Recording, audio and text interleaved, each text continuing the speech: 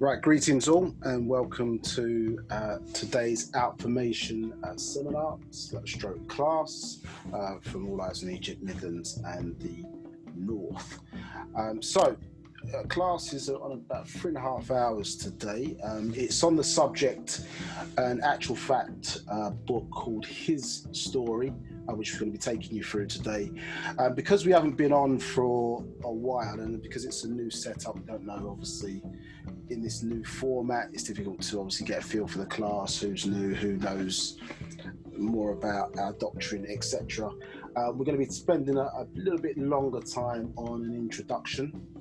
So as you can see from my screen, for those who are able to see us visually as well, basically we've got 4 sections. So I'm going to do a bit of an introduction on who we are, who the master teacher is, a little bit about our doctrine, and before we get into the subject matter called His Story today and what that's about, and then basically we'll probably cover these top 2 sections today, and on the next class we'll be able to cover these secondary subjects. So when you registered for this particular seminar, there would have been basically two sections. So when you register for the first one, these classes are taking place on the first week of every month. So that part 1 of our seminar program, that will give you all the seminars, or put those in you'll be registered basically from now until next April. What you also need to do is register for the second week. So next Sunday we will have the second part of this particular seminar, and if you register for that one, again, that will register you for the whole year, all the way to April next year. So you need to register for both parts. So the first 2 weeks of every month, we'll be having classes obviously broadcast from All Eyes on Egypt, Midlands and the North in this format. There are a number of online classes being offered out of the UK, so certainly connect with us and we can put you in touch with those. There's some taking place. There was one yesterday, for example, out of Nashat, www.nashat, that's nashat.co.uk, and that's one of the stores here in the UK, and there's a number of classes. So sort of keep in touch. There's a number of classes taking place. We're starting with 2 classes a month. It is likely to increase, just getting used to the format and perfecting it, and once we get that done, then we'll increase our program, as I say, for the year. In your own setup, for the first guys of you who are new to Zoom, then you should have a button there that allows you to answer written questions. So there's an opportunity to answer written questions, and we'll pick those up as we go along. And also you've got the opportunity by, I think, giving us a thumbs up, and we've got some moderators monitoring that side of the chat as well, if you want to ask a verbal question as well. A little bit different maybe to the format that we used to. It's not an open question and answer class insofar as we're dealing with all topics today. We are specifically dealing with the actual fact book history today, or His Story, as it's coined today, and that's what we're taking questions on in terms of being able to master this particular subject within the Wu-Sabat doctrine. Yeah, so if the question's relevant, sometimes they may be a little bit off center. If it's relevant to what we're talking about today, then I'll pick those up and answer that. If it's not relevant, it's left field to what we're dealing with today, then, as I say, either it'll be a case that we maybe find a written answer later, or you'll have to ask the question in an open question answer format, which there are a number of them in that setup. The reason why we do that, and the reason why the master took us in that sort of direction, is that for many years people are treating us to some degree like Black Google Chrome. So they expect us to come in, I suppose, they get their question from any source or whatever, come to us, ask a question, expects us to unravel and unpick all the confusion, and then give them back some logical answer, and then go about their business. The reality of the situation is we're here to teach the doctrine of Wu-Sabat, and it's to help you master what we're teaching here. And obviously, as we take you through some of our progression and growth as students and student teachers, that will give you the opportunity to see how we've walked along a certain path with the master teacher, Dr. Malachi KZ York, and that has then enabled us, to say, to answer questions from many different sources, because that's the journey that we've gone on in our pathway back home to ancient Africa, ancient Egypt, with the spiritual science of Wu-Sabat. So I'm going to take you through the presentation today. Hopefully you've got good audio, you've got a good visual, and if there's anything you don't understand or is confusing or doesn't make sense, by all means, as I say, ask your question and I'll do my best to answer your questions today. My name is Nabab Kakni-Hess. I'm a student teacher of the master teacher as part of the Madrasu Tashrak Student Teachers Association, and we're delivering your presentation today called His Story. Okay. Right, so let us begin. Okay, so as I said before, you can connect to us primarily through Facebook. We've been launching some other social media connects in that regard. There's All Eyes on Egypt shops, and let's say different names of different shops that support classes that teach this doctrine and culture of Wu-Sabat, and so you can connect with us through Facebook. And obviously, if you've got your invitation to this seminar, there's also an email address that you can use there as well. If you want to know a little bit more about the culture of Wu-Sabat, as we take you through, we've got a worldwide website, Wu-Sabat, that's got some information about the culture and some classes on there as well that you can check out in your own time.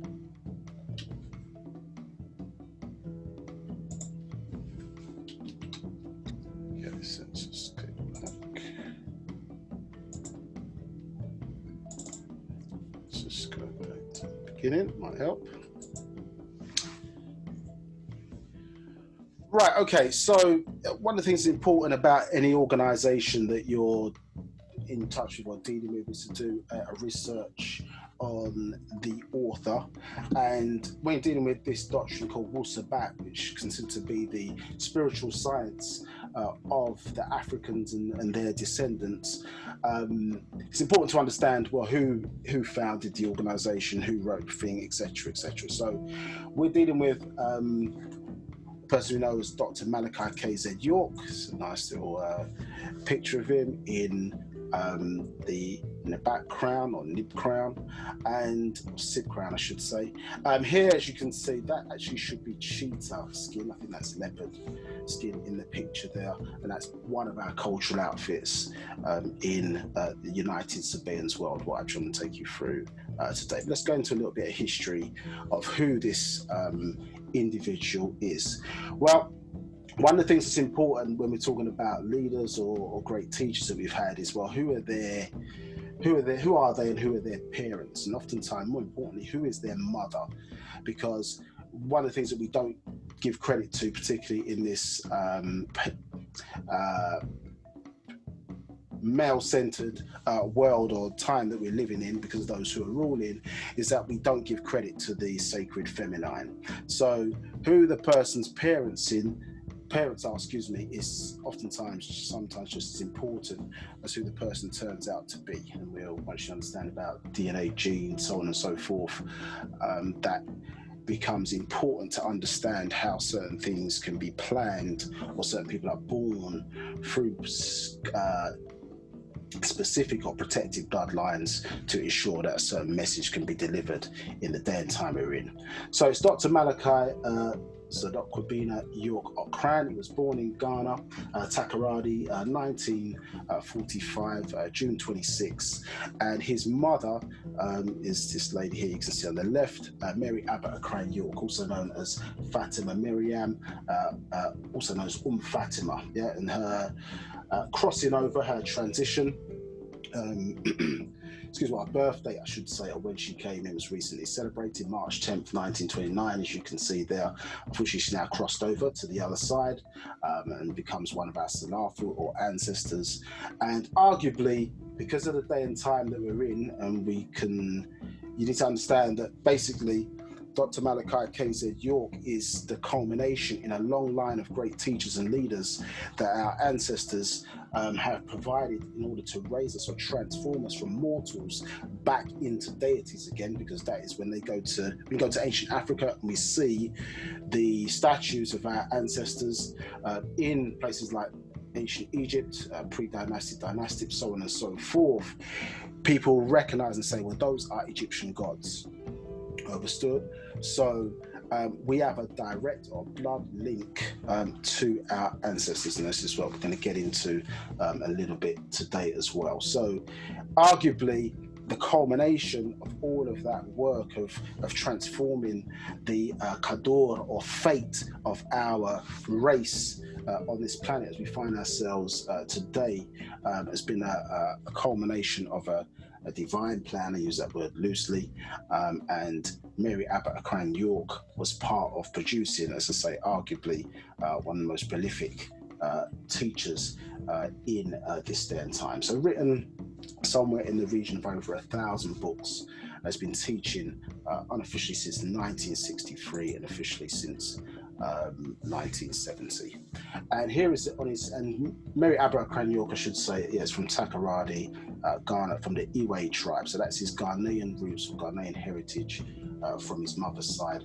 She also has links to her Native American heritage, and that's where we find the genetic link, I suppose, to the master teacher, who we call the master teacher in that regard.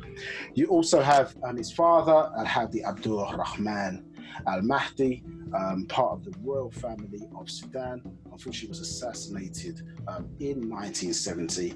But the master teacher also is the great grandfather of a very prominent individual known as the Mahdi, or history records him as the Mahdi. As you can see here on the top of the screen, Sayyid Muhammad Ahmad al-Mahdi of Sudan, say born 1845 to 1885, and the Muslim world today really doesn't accept this character because his freckles, unfortunately, are too close, as they would see it, dark-skinned individual.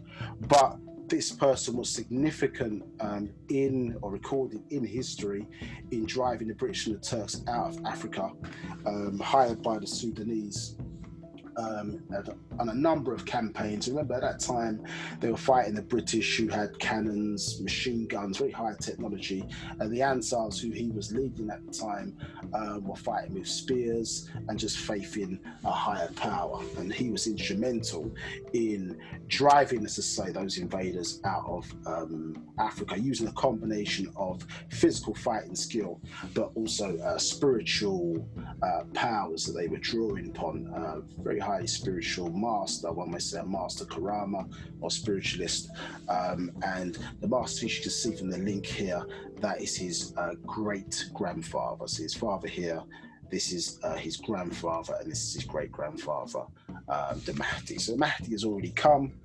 If those who are familiar with the Islamic degree, after the Mahdi, which means guide, has come, you then have the reformer, understood, exactly 100 years later, and that's here as under that degree would be Sayyid Isa al-Hadi al-Mahdi, who we know today as, say, Dr. Malachi Z York, or in the Tamarayan or Egyptian school, as we are today, as we are now, that are true selves, that would be Ba'h B'ah Yaanuwn or Amun-Nabab Rayay Ahak Batar.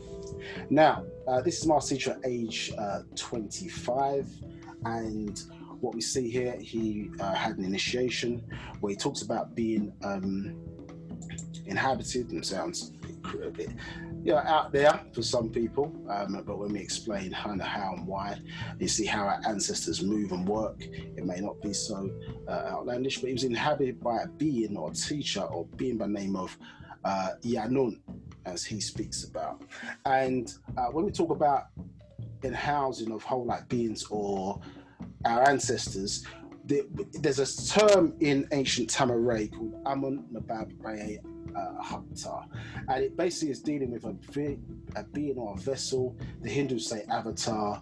In Islam, they talk about ila mutajasid, and this is a vehicle or a vessel that our ancestors use to communicate information that we need in this day and time, as I say, to teach us and raise our intellect, to enable us to transform, to be back in line with natural nature once again. Yeah, so we're transforming from mortals back into deities again. Yeah, our highest potential in this forms we find ourselves as human beings in this school called Earth, so to speak. Now, in our records, we record this individual being coming around, and you have to kind of understand why it's necessary. So leaders are born, not made, in our doctrine. And what you've got to kind of understand, if we think about our own family life, let's make it practical for a second. You can have a disconnect between parents and their children, and there's only one generation apart, but they're not into the same music, they're not into the same things. And even as parents, for example, you may have gone through the same things that your children have gone through because they were raised in a different environment, etc., etc. Sometimes we don't fully understand their mentality. So if you imagine our ancestors now, in terms of distance, being thousands of years apart from where we are, hundreds of thousands apart from where we are, they have a completely different mindset. And in order to develop a doctrine or a teaching to be able to be the medicine to enable that transformation of our people, they are birthed amongst us in order to be raised amongst us, understand who we are, then design a doctrine for the day and time we're in. You understand? So Wu-Sabat, as a spiritual science or a doctrine of the ancient Egyptians now being reimagined in this day and time, has been tailored for our mindset. It was so tailored for us in this day and time because the genes or the genetics have tumbled forward, and we're not the same people that we were, as I say, millions, hundreds, or tens of thousands of years ago. Yeah, and as we start to get into our culture, we can understand the rationale and the reasoning for that. Now, as you can see here in the script, we can see here in our Sabaic script, or one of our Sabaic scripts, we see the word Pa, Nabab, meaning master, and then Yaanuwn, okay, the being's name here. And here we see the Safuf script, falsely called hieroglyphs by the Greeks, but this is the Safuf script. And we also see here Master Yaanuwn of heaven and earth. It's not saying master of heaven and earth. I know many of us have been raised in religious degrees, and sometimes these terminologies, the way they're used, can be a little bit off-putting. But this being is telling you that he has mastery of what we would call heavenly or esoteric information, and mastery of what is referred to as earthly information. And what we see here in these Safuf script, we see the Patat symbol there, with a star in the middle, symbolizing the deity known as Natat, or some say Nut, and this symbolizes the heavens, yeah, or word for heaven. We see on the outside this Kartush, which is used for protection of tones or names, and we see here the Palel, which is the word for stool, and that gives you a P sound. We would say P in English, but a P sound. Here we see this bowl, and as you can see there, this is the symbol for Lord or Nabat. Yeah, it means master. Here we see two reeds, and that gives you a ya sound. So we see here a pa, this is nabab, and this gives a ya sound. And then we have three bowls, we're going to get into a little bit later in the class, called the nun bowl. So that gives you that nu sound, or nun sound, nun science. Three bowls here, I'm going to get into that a bit later. Triple darkness, this is what it symbolizes as among a number of other things. Here we also see the symbol for water, and if I zoom in a bit closer, yeah, you see it's a solid blue line, correct? So a solid blue line means this is representative of the Blue Nile. You understand? The Nile River, yeah, which is really should be called the Nine River, not Nile River. That's a Greek term. And you see it's encased here within an enclosure. And so this gives us our N sound, or N sound, we might say in English, but N phonetically. So you see here, Pa, Ba'h B'ah Yaanuwn, yes, and this gives that N sound. So this is the Nile, and this is a symbol for Earth. Yeah, so see here, Master Yaanuwn of heaven and earth, not master of heaven and earth, but master of, meaning that's where he's coming from. So here, excuse me, we can see that we are receiving, as we get into this class a little bit later, be receiving what would be considered outformation or information, or knowledge from the heavens, yeah, coming down through the seat or pillar or stool of authority there. This is being collected, correct, you understand, in this basket or bowl, and then obviously now being disseminated throughout the earth. So yeah, as we now start to come back into the knowledge of who and what we are, remember, there are many of us now, male, female, so on and so forth, children, now being able to reread or re-add that which was forgotten, in a sense. So we are rereading what our ancestors left on the walls, and this is part of the symbolism of the transforming of the day and time we're in, as we come back into the knowledge of who and what we are, having gone through that significant 400-year bondage. Are there any questions? Yeah, before I move on to the next set of slides, are there any questions?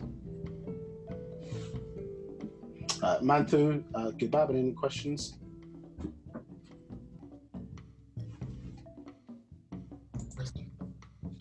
Are there any questions?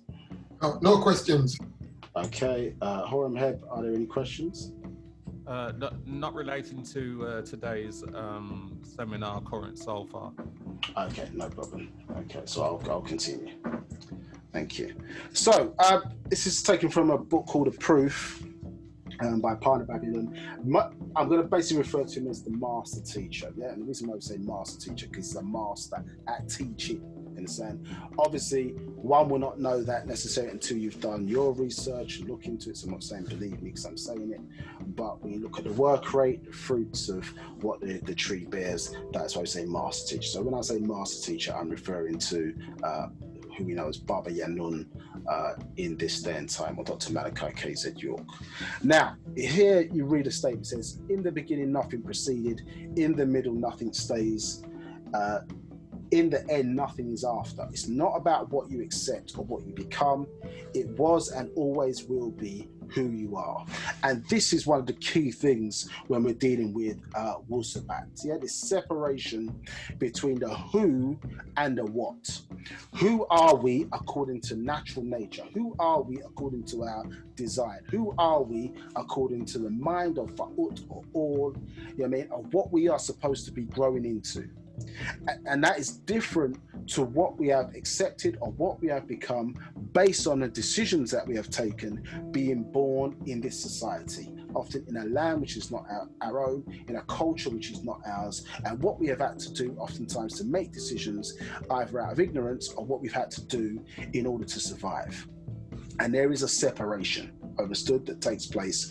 And this is why you find when you're coming into the awakening and knowledge of who you are, this is what you're seeking to find. You're seeking to find the who you are versus the what you are now or what we have become based on certain decisions that we have made. And if you think about it, when our ancestors were taken into falsely called slavery, into bondage, and they were living one culture and then now were kidnapped into a new environment, a new set of circumstances, and some may have been, you know, excuse my French, a little bit badass and said, you know, I'm not taking on this culture, blah, blah, blah, blah, blah. When the Mukasu or the Caucasians were trying to teach them English or say conform to this way of doing things, etc., etc.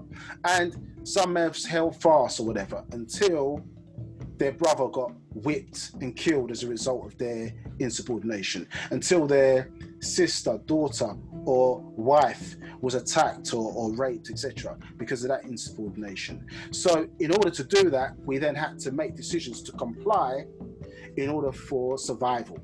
And that created a what in that scenario or situation, yeah? So what we then had to do in order to survive, yeah? And this is what even happens to today, yeah? And when we're in our jobs or whatever, you know, one voice we're speaking in with bass in our voice, if we're men, for example, and then when you go to work, you've got to take that bass out of your voice because, you know what I mean, it keeps, intimidates people. So what they call the speaky spokey voice. So you're in work now, speaking with this higher tone out of your nose, etc., in order to survive in your job. When in actuality, when you're with your friends, your family, etc., you're speaking in a different tone, a lot more bass. You know, we are an expressive people, we're not aggressive.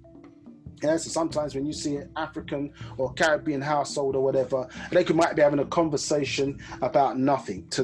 Maybe to the average European hearing that, they might think they're arguing, they might think that, what's going on here? You know, I mean, they can't take it. It's because we're full of energy, expressive, not aggressive. And we have to get back for our survival in terms of universal law, in terms of what we are supposed to be doing, what we mean to this planet, what we mean to this solar system, what we mean to this universe, what we mean to our ancestors. We have to get back to the who we are and not the what. And this is why many of your teachers who have come along have sacrificed and continue to sacrifice to bring you the knowledge of the who as opposed to the what. Now, when we're dealing with this doctrine of Wu-Sabat, the new spirituality in this day and time is factual information. Yeah, no longer a step above faith and belief. Understood?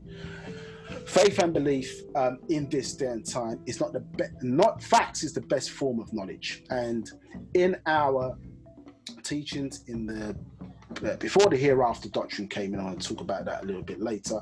Our knowledge tests for what we would confirm and accept would be evidence, experience, and reasoning. Yeah, so these are the three knowledge tests to check whether information we would accept and make it useful for us or reject on those same basis.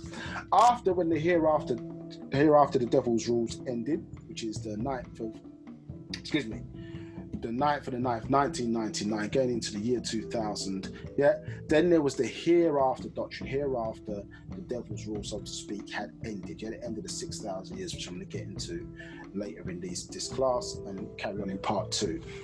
So actual facts now brings in 9 tests of how we may look and disseminate whether something is factual or not factual. So explanations, examples, descriptions, definitions, identities, comparisons, comparative studies, looking at the geometry which relates to the earth itself, illustrations and languages. So these are ways in which you can use to test knowledge. There's so much knowledge out there, there's so much information out there, you know, to test whether or not that information is true. And you do that by using your 6 knowledge questions, as they are called. Yeah, the 6 W's: who, what, where, when, why, and how. And if you notice symbolically, it starts with W and it ends in W. Yeah, it's symbolic of the 2 U's, yeah, which we were talking about earlier.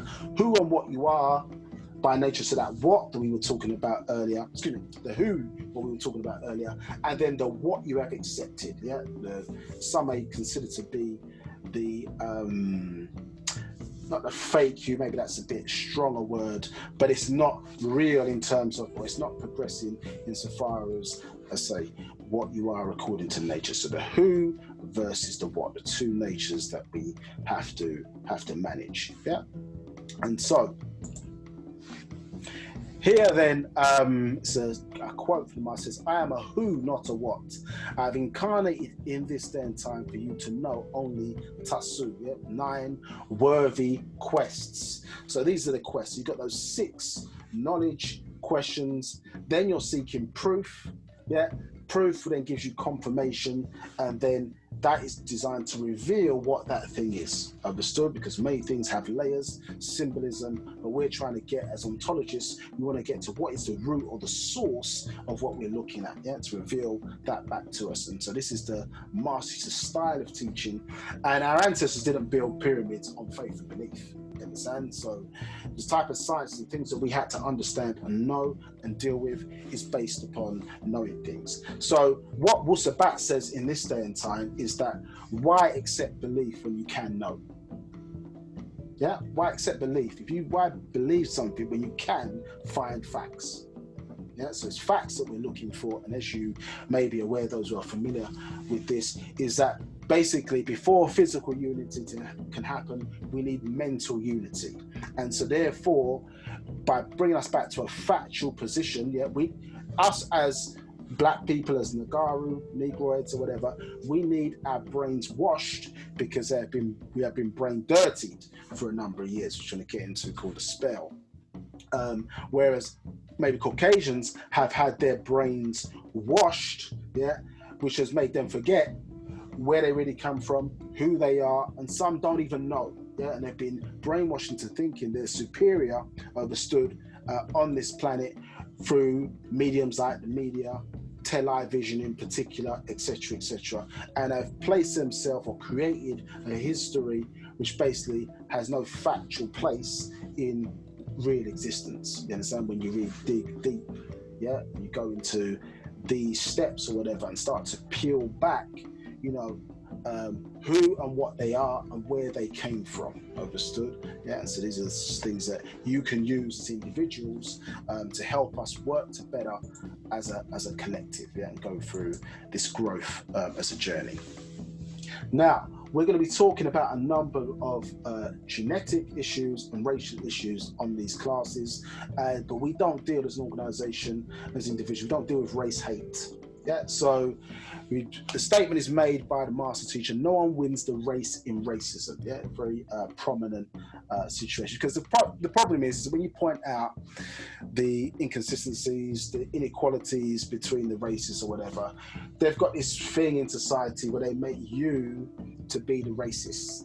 Yes, if you point it out, and they've got all these words for us: black supremacist, black this, black that, etc., etc., black and black, all these different terms or whatever, just because we are pointing out the historical injustices, yeah, things that are taking place today, you know, so that we can seek liberation, freedom, and equality for our people. Yeah, if we can have equality, then we can do equal and greater things to other races. Understood? And part of that transformational journey is us being able to have the full facts of who we are, where we came from, and then what is our purpose and also our destiny. So we don't practice what would be described in the right knowledge tips as wrong racism.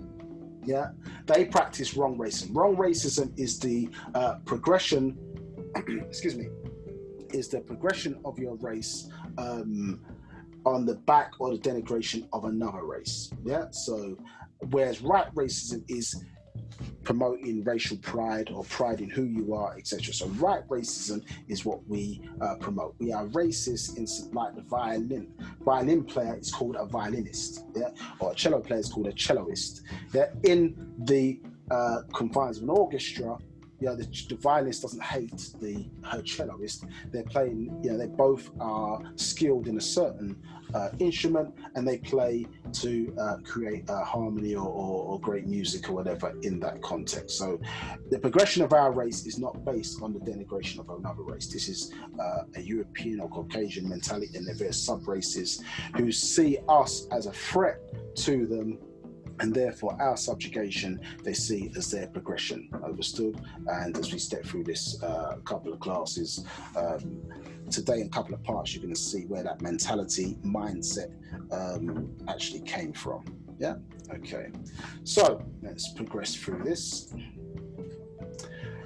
So when we're dealing with, we talked about earlier the transition, so we've gone from ignorance to actual fact. So 1970 was considered the first half an hour symbolically, excuse me, yeah, and the opening of the seventh seal. So this is basically the seven seals, as they quote in their book of Revelations, is basically dealing with the seven major scriptures, understood, from something called Asahuf all the way down to the Quran, which is the seventh chapter in a larger book of within his story. I'm going to get into this a little bit later. Yeah. So 1970 was symbolic of the unveiling of the mysteries and the symbolism that sat in Revelation chapter 5 verse 1. So the mysteries of or what we call in ancient Egypt, the lesser mysteries of the monotheistic religions will be uncovered. And there are many teachers out there, both male and female, but there are 7 in particular that played a certain role in the progression of the bringing back of our story. Understood? And you can see the names here. For this introduction, I'm going to go too much into it. I've got a lot to cover today, but stay with us. If we want to go into more detail in each of these and their purpose, we can do that as we progress through. Afro Uno, most may not be familiar with, but he wrote a series of books called The Nature of Nature. Again, helping us really to understand about universal laws, what is nature, cycles of existence, and various things of that nature, which we are ignorant of, many of us ignorant of today. How does the universe work? Even when you're saying the universe, that even implies a certain concept which is incorrect. Yeah, a universe is one. A universe comes from dual verses come from triverses come from multiverses, basically. And then when you talk about the whole thing, you say omniverse. Yeah, so the whole thing say omniverse in English, and even our understanding of it is lacking because it's been constrained by European, in a sense, or Mukasu or Caucasian false information or false science. Yeah, the master teacher explained, if you were to imagine the multiverse, if you took a bucket, filled it with water and some washing up liquid, and excited the water through motion, you get all these bubbles. That would be more what the multiverse looked like if you're looking from the outside in. Because we are now part of existence, we are looking from the inside out, we can no longer see from the outside in. You are a universe. Remember, universe means the first energy into one form. You are a universe who came from a dual verse, which is your mother and father. Understood?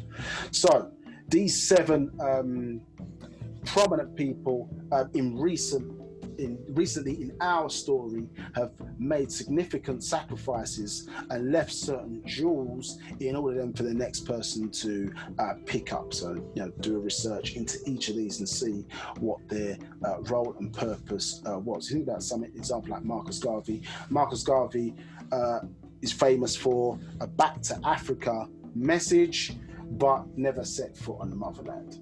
So does that make him a hypocrite?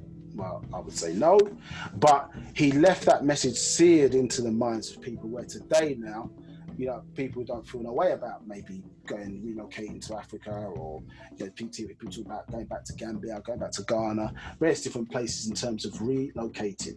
Even if you go back 30 years in my lifetime, some people would have seen this as madness even 30 years ago. So imagine him teaching that over 100 years ago, or about 100 years ago, and through that period or whatever, you could have told black people would have go to the moon before they're going to return back to Africa. So he left that seed, in our minds, in the genome, to be taken on further by others who added a bit more to the story. And by the time you get down to the 7th teacher, then now all bets are off. All things must be revealed. All truth must be known, and you're now getting it, as you say, the actual fact.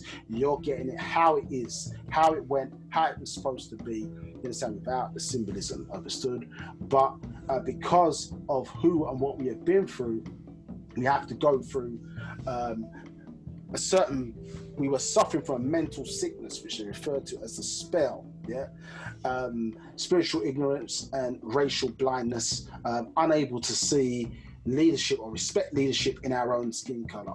Understood? So the reason why they refer to him as doctor, from the Latin word docere, to teach, because Wu-Sabat is the medicine in order to fix that, to enable us to unify again. All of the different races out there have their own spiritual science that enables them to unify and connect with their ancestry, who it will be interpreted as divinity today. Very specific. Your ancestry connects to your race, your DNA, your genes, and basically your religion, your cultural way of life, religion, but your cultural way of life, understood, helps you to connect with your ancestry, because when we transition out of this physical form, there is another level of existence, understood, which we would attain, grow to, master, and be prepared for, just as we were born into this world, and there were people waiting there, doctors, our parents, so on and so forth, to help us in those early stages to prepare us for life in this form of existence. So the master teachers took us through many different schools in order to remove this spell from us, because he came teaching the science of Wu-Sabat in the 60s, but it was too heavy for our people. They wasn't ready for it, and even some people's dads still not ready for it. Everybody, I suppose, in their own time, depending on their own personal cycle. So we had to learn and master religion. So the degree of Mosism would be Judaism today. Their principal character is Moses. The degree of Christism, based upon Christianity today, the central figure called Christ, and the degree of Mohammedism, which would deal with Islam today, central figure being Muhammad. Each one of those, maybe unbeknown to the masses, has a higher aspect to it, a higher form or source or whatever. So when dealing with Islam, the higher mysteries of Islam, or the spiritual side of it, is called Sufism. When dealing with Muslim, the higher science of that is Kabbalism, the higher spiritual aspect of it, or esoteric side of it is called Kabbalism. When dealing with Christianity, the esoteric side of it is Magiism. John the Baptist and others were part of the Magi, were considered to be Magi, part of that order, order of the Essenes. And all of that, those biblical stories, culture, etc., even the deities, comes from ancient Sumer, and that's what you learn, that the stories of the flood, creation, so on and so forth, came from books like the Anunnaqi release. Atrahasis, many books that came before that had the same stories, and in more detail than the so-called biblical stories. So you went on into the 8th chamber, which we kind of put our finger on our lips for that, and then into the 9th chamber, the ancient Egyptian order, where all roads lead back to ancient Egypt or ancient Africa, understood?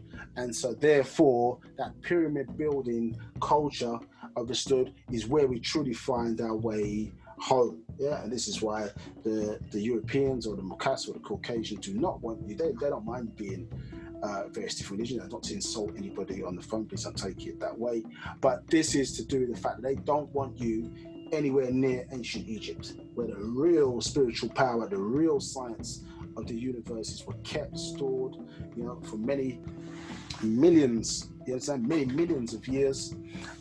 They don't want us anywhere near these things, to make us fearful of it by creating the story, obviously, of the Moses, the Israelites, and the Egyptians, so on and so forth. So it makes the Egyptians look like bad people. Subliminally, Egypt is where? Egypt is in Africa, so it makes the Africans look bad. So in those stories, we were denigrating ourselves for the so-called good God, and we were the bad guys, obviously, in that culture. And if you look at the symbolism, you can see it. You can see and know who you are in their story, as opposed to who we really are. But all of that sort of really uncovered or helped to introduce us into the real deities of the Bible and the Quran, you understand? Because when you're looking at a lot of these titles, and because many people don't speak the Semitic, so-called Semitic languages, or the languages of those scriptures, most don't know that what they're actually looking at is the person's job title. So God is a job title. Lord God is a job title. Lord is a job title. Understood?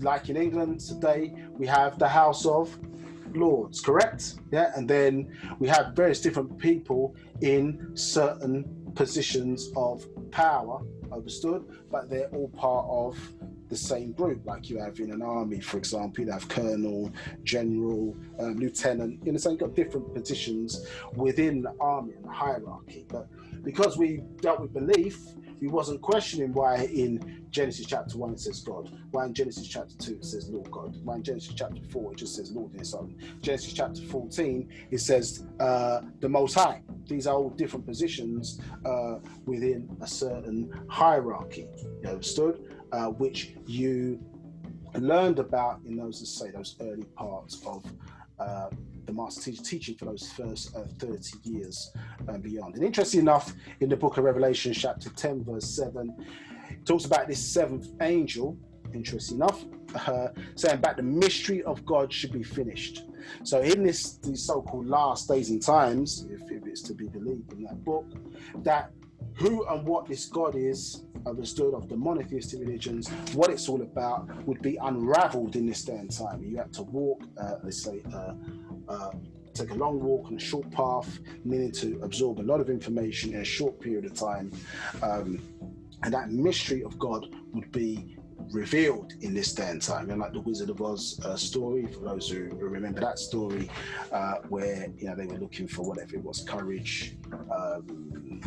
Someone was looking for a heart, I think, and some other bits and pieces in that story. But when they found out who the Wizard of Oz was, he was just a person like them, a human being like them, but with greater knowledge of, because he came from a more advanced time. So interesting enough, as we start to step through, we can see what we're really dealing with here. So really, look, as we step through these classes, I think going to make clear, the modern day terminology for these deities or whatever is extraterrestrials, or extra earth, extra, which is additional, terra, which is the ancient word for earth, astral from the skies, in the sense of extra, terra, astral. Yeah, this is the modern day term from those coming outside the earth in. Understood? A meteor, which becomes a meteorite, which was outside the earth and then comes into the earth's atmosphere and lands here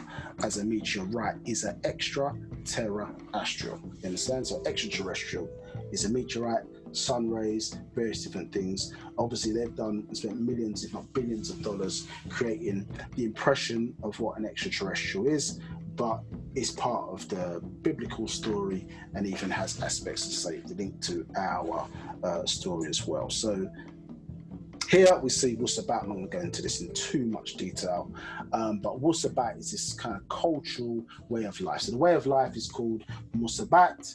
The language is called Subatiye, or where we people is called, as a people we're called Musbatu, and this is part of this culture. A people cannot be a people if they do not have a language. Yeah. So one of the greatest miracles in this day and time is that we have been given a language by the master teacher to reconnect with our natural tones again, as Sabians, as we are called in this day and time, in terms of who we are in that culture. You can see, as I say, our language on the walls in ancient Egypt, known as Sabaic, and say evolving in this day and time to reconnect us back with natural nature again. Talk about the resurrection, second resurrection of ourself, connecting us back with our natural tones. Yeah, the FAC. So F is a tone, F major is a tone of this planet, it's called Earth, Kawaktaha, and A major is this tone of the human body. And as you can see there, when that Big Bang happens, when that baby makes that first sound, they're remembering the Big Bang between the sperm and the ovum, understood, a miniature Big Bang to microscopic entities, understood, and they're remembering that sound when we first came into the world, and we made that sound A major, it's the tone of the body, and then C major is the tone of natural nature or the cosmos. It's what, if you were connecting in prayer, for example, with your ancestors, as an individual, you would have that C major tone play in the background in order to help that connection. So remember, we have been praying. If you pray the wrong way, listen to me again. If you pray the wrong way, you become prey. Let me say that again. You pray the wrong way, you become prey. P-R-E-Y. Understood? Yeah. So we have been dialing the wrong telephone number. That is why we've not been getting the help that we need in this day and time. As we talked about the Mahdi earlier, if you look at other situations where our people have been able to overthrow adverse forces, it has always been with the aid of our spiritual tools. Understand? And we need to get back into that side of things. Understand? We certainly can't win this battle without our assistance and help. Yeah? And as we start to get into the way we've been fooled and tricked around this, you can see why certain games have been played in order to do that. We are the only ones with that real soul power on this planet. And so people our enemies have been finding different ways to redirect that soul energy so that it works against us and benefits them. You understand? Much like maybe somebody who is got a connection and is stealing electricity by having a connection that runs from your house into their own, and you don't know about it. You understand? So you're paying the bill, and then somebody's living off of your electrical power. One aside, obviously, we're now being able to read the Safuf script, and this, once you are able to kind of read this, tells you the story of who you are and how you got here. You understand? And arguably, what your pathway out of here is also. You understand? So we need to get back to being able to look at these symbols that our ancestors left. They were master record keepers, understood and recorded everything we see in this day and time with this kind of selfie generation, but we recorded it on walls so that it would last the test of time. You understand? You see it being reintroduced as the symbols for this day and time. Yeah? We're not digging. It's that you never see a first world people, you make this point, not a first world people can you see out there, yeah, indigenous people digging up the bones of their ancestors to find out who they are.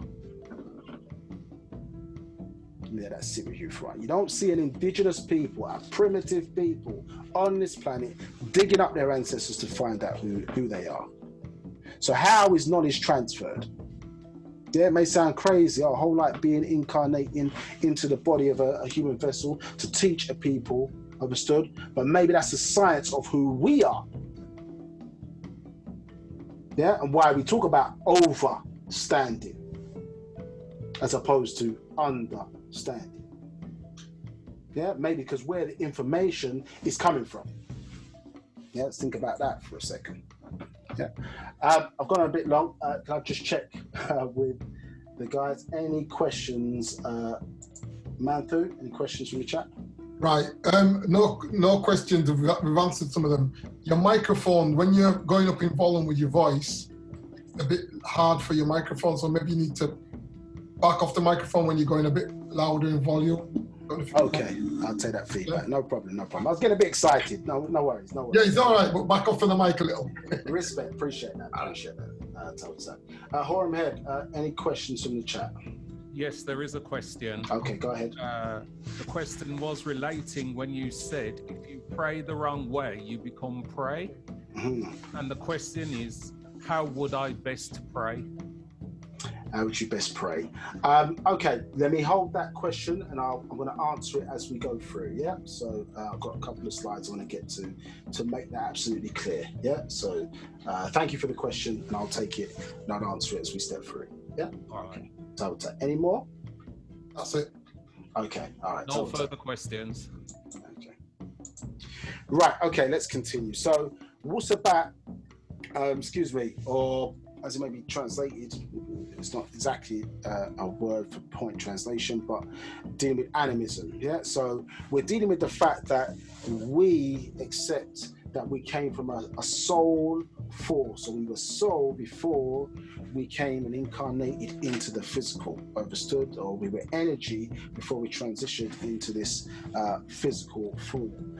And this, I won't go for it too much, but it gives you a list of how old our culture is, its origin from Orion and Sirius, understood? You know, some point over 5.76 billion years old, and the fact that everything else came after us. One of the key points, though, when you look at this, you see Wiccanism, yeah, is well before the monotheistic religions you have today, and which we'll be touching on in part 2 of this class, Zoroastrianism, or Zoroaster, and where they worship the god Ahura Mazda, yeah, which is where Hebrewism or Abrahamism or Jewish has its birthplace, yeah, from Zoroaster, yeah, or in that regard. So we need to understand that Europeans have their own religious science called Wicca.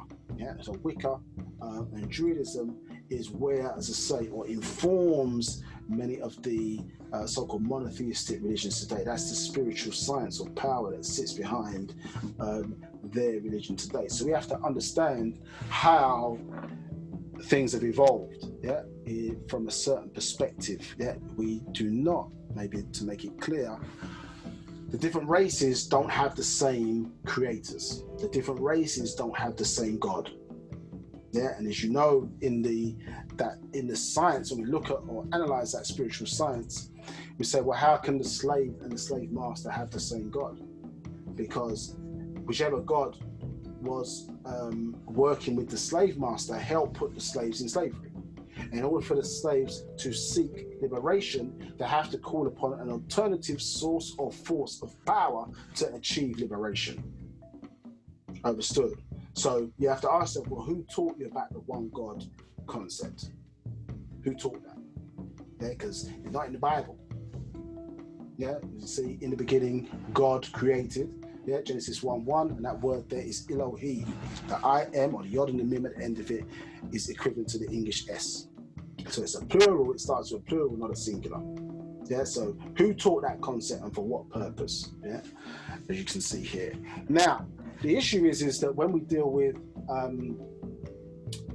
our ancestors, we should be curious to find out, well, why were the ancient Egyptians building monuments over decades? And let's not believe what the Mukas or the Caucasian says, that it was for the vanity or the ego of the pharaoh. That's, I could use some more stronger words, but let's say that's rubbish for now.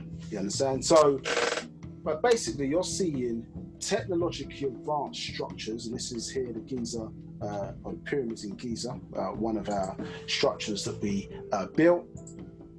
And you see there that this is the King's Chamber. It's referred to as aligned with the Orion star constellation, or Sahat in Sabatuyi. And then here we see in the Sirius constellation, we see that it's called the Queen's Chamber. Yeah, and then on this side we have the connection to Draco.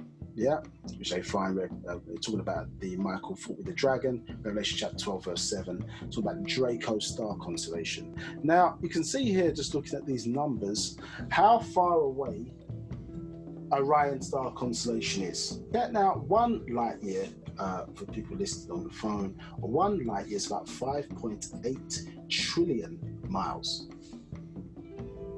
Let me say that again. 1 light year is 5.8 trillion miles. Yeah, so we would never reach it in our lifetime. Yeah, here you see certain of the stars in the Orion star constellation are over 1,200 light years away. Yeah, inconceivable mentally for how far that is at this time by way of our means of travel from Earth. But we are building buildings aligned with these constellations, and the Giza pyramids are not the only structures aligned with these constellations. So you have to start asking yourself, well, why, who, what, where, when, how, in relation to this. This is what people that look like us millions of years ago, hundreds of thousands, tens of thousands of years ago, are doing, which we're not doing today or have no concept of today. Yeah, which somebody keeps us well away from. So they say in the monotheistic things, the Egyptians are bad people, but then when we look out in the reality of the world, always studying, making documentaries, digging up the bones of who? The ancient Egyptians. Wanting to find out X, Y, Z about these ancient Egyptians, your ancestors. But largely our people have been taught in this society to ignore all of that and replace it with other terminology. But even in their books, we find the connection to ancient Egypt, ancient Africa. So here we see original sacred masculine DNA came from the Orion star constellation, and then sacred feminine DNA under something called the Project 24 came from the Sirius star constellation. Do you understand? In terms of our divine origins and why there was a connection to these. So males from Orion, or male forms from Orion, and a male female energy from Cyrus. So we're going to keep exploring the symbolism of this, who came from this, so on and so forth, throughout these classes and these parts in particular. So, interesting enough, when you look into the Christians' Bible, the Torah, we see here a quote, Genesis 2:1. Thus the heavens and the earth were finished, and all of the host of them. And when we look at the word for heaven, we see Shamayim, but more interesting for us, the host of them are referred to as, we see the word here, Saba, yeah, in the original language or the translated language, yeah, the Saba people, which ties into the word Sabian or Sabaean. Saba tying into the Sirius or Sirius star constellation, which his name is Sabat in tones. And interesting enough, when we look here, concordance number 6635, you see of the sun, moon, and stars. Now the sun is a star. Understood? So it relates back to the fact that it's talking about these hosts of them, or these angels, as recorded in their story, are suns. Yeah, Psalms 84:11. You can go and look that up yourself in your own time. Yeah, you see that Lord God is a sun, and it's spelled S-U-N. So this iconography of our deities, or deities being connected to suns or interpreted as stars, you know, the question is, well, where did that come from? Yeah, that came from our story in ancient Tamaray, ancient Egypt, ancient Africa, yeah, as Sabaeism. Yeah, let's read this for a second. So Sabaeism is part of the science of the ancient Egyptians, the noon science. Yeah, remember those 3 bowls we saw earlier? We're going to talk about it a little bit later. Noon, yeah, the noon science. And we see 12 o'clock, noon, yeah, where that comes from. It says Sabbatism or Sabat, host of heaven, Genesis 2:1. Yeah, Strong's concordance number 6635-734. It says it's the chambers of the south, or the star system below Orion, Job 9:9. It is Sirius, as found in the Quran 53:49, Quran 22:17. The Saba people kept Sajalat, records of the movements of Kakabat stars, later called Ethiopians. 735. Sabaeism is and truly means true star worship or admiration to the true stars, the heavenly host, Genesis 2:1, for being the visible creators. This is important, the visible creators of the multiverse, bringing light in the world, light to shine on earth. And these stars of the cosmos are the sons of the multiverse and the one of this universe, Fatir Aral Fatar, natural nature. So when we were looking or talking about our gods, or deities, in the minds of the ancient Egyptians, this is what we have to get back into today.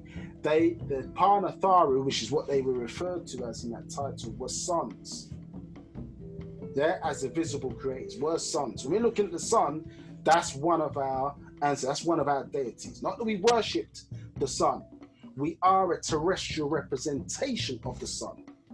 And interesting enough, today they have you worshipping what? Fake stars today. Think about that. Fake stars. Yeah, in a place called Hollywood. And it's interesting that a lot of the names of the people who make it to Hollywood have son on the end of their name. Michael, Samuel L, Curtis 50. I'm not saying they're bad people, I'm saying the symbolism in the names. Yeah, i.e. diverting your energy away from that which is real, putting it into nothingness, that which is fake. Yeah, and our power then becomes dissipated. How many of us, our lives are focused on so-called famous people or the stars, but not giving credit to the real stars? Listen, the sun stops shining tomorrow, life on earth as we know it within 4 to 6 weeks would be completely wiped out. So which is more important? Which should we be putting our emotional energy into? But when they say, oh, worship stars or respecting stars, you're seen as a madman or a madwoman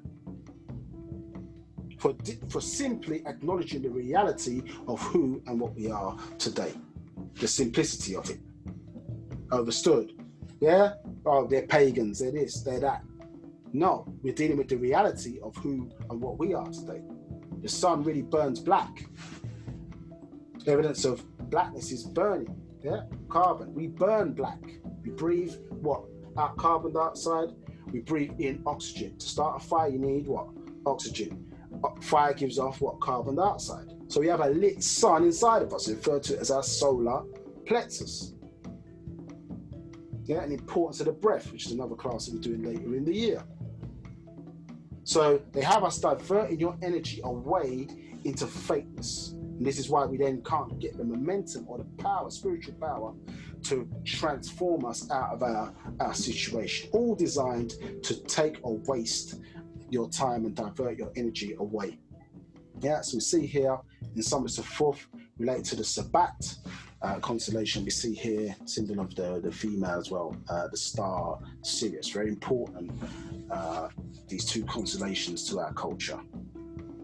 So as you can see here, the fourth symbol for our ancestors or overseers, our spiritual ancestors. So we have the physical ancestors, are your 4 generations. Refer to those as your Salafu, and then we've got, say, your etheric or your spiritual ancestry, which is the Natharu, where in Europe they get the English word nature from. The word nature comes from the Tamaraean word or Sabaic word Nathar.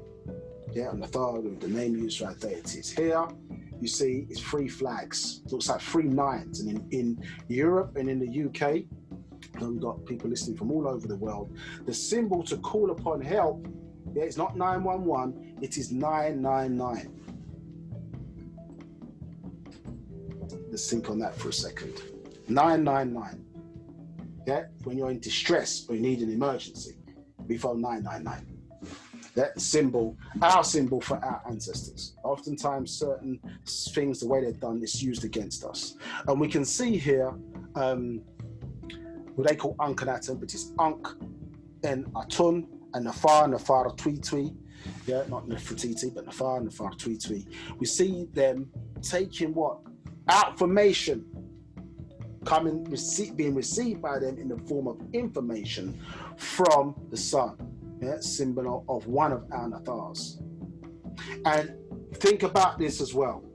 You need not to get too excited because of the mic. But think about this as well. Yeah, in England we have a House of Parliament, correct? Some of you may be familiar with. Listen closely, people. Yeah, we have a Prime Minister. And that Prime Minister is responsible for other ministers, correct? Let me say it again. Prime mini star. Other mini stars. Yeah, as a point of rulership. Let me move on. So, the Safuf for the Natharu, the overseers, you can see it here, is this flag symbol. Yeah, so now our eyes are starting to be opened.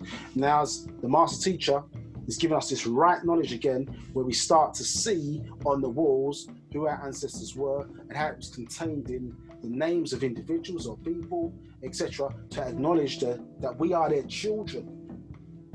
Understood? And our way of life is designed to connect us back with them for the next level of evolution. We're much more than what we have been taught or seen to be. So they want to laugh at you when you talk about the ancient Egyptians or us as Sapiens talking about stars, but yet in their own religions, what is it? We see what? Yeah, stars. All throughout the religious iconography, we see stars in there. Yeah, which is connecting us to what the real power deities, or deities with real power, not fake power. Understood? So here we see a mosque in Bangladesh. What do we do? We see a star there, correct? Stainless glass. What do we see? We see stars in the stainless glass. Yeah, related to a church in Christianity. Synagogue. What do we see again? Stars. Yeah, monstrance symbol. Yeah, the sun appearing to set. Again, related to a star. And then even here, what, the CIA, the symbol, what, is a star. Yeah, so where did they get this idea from?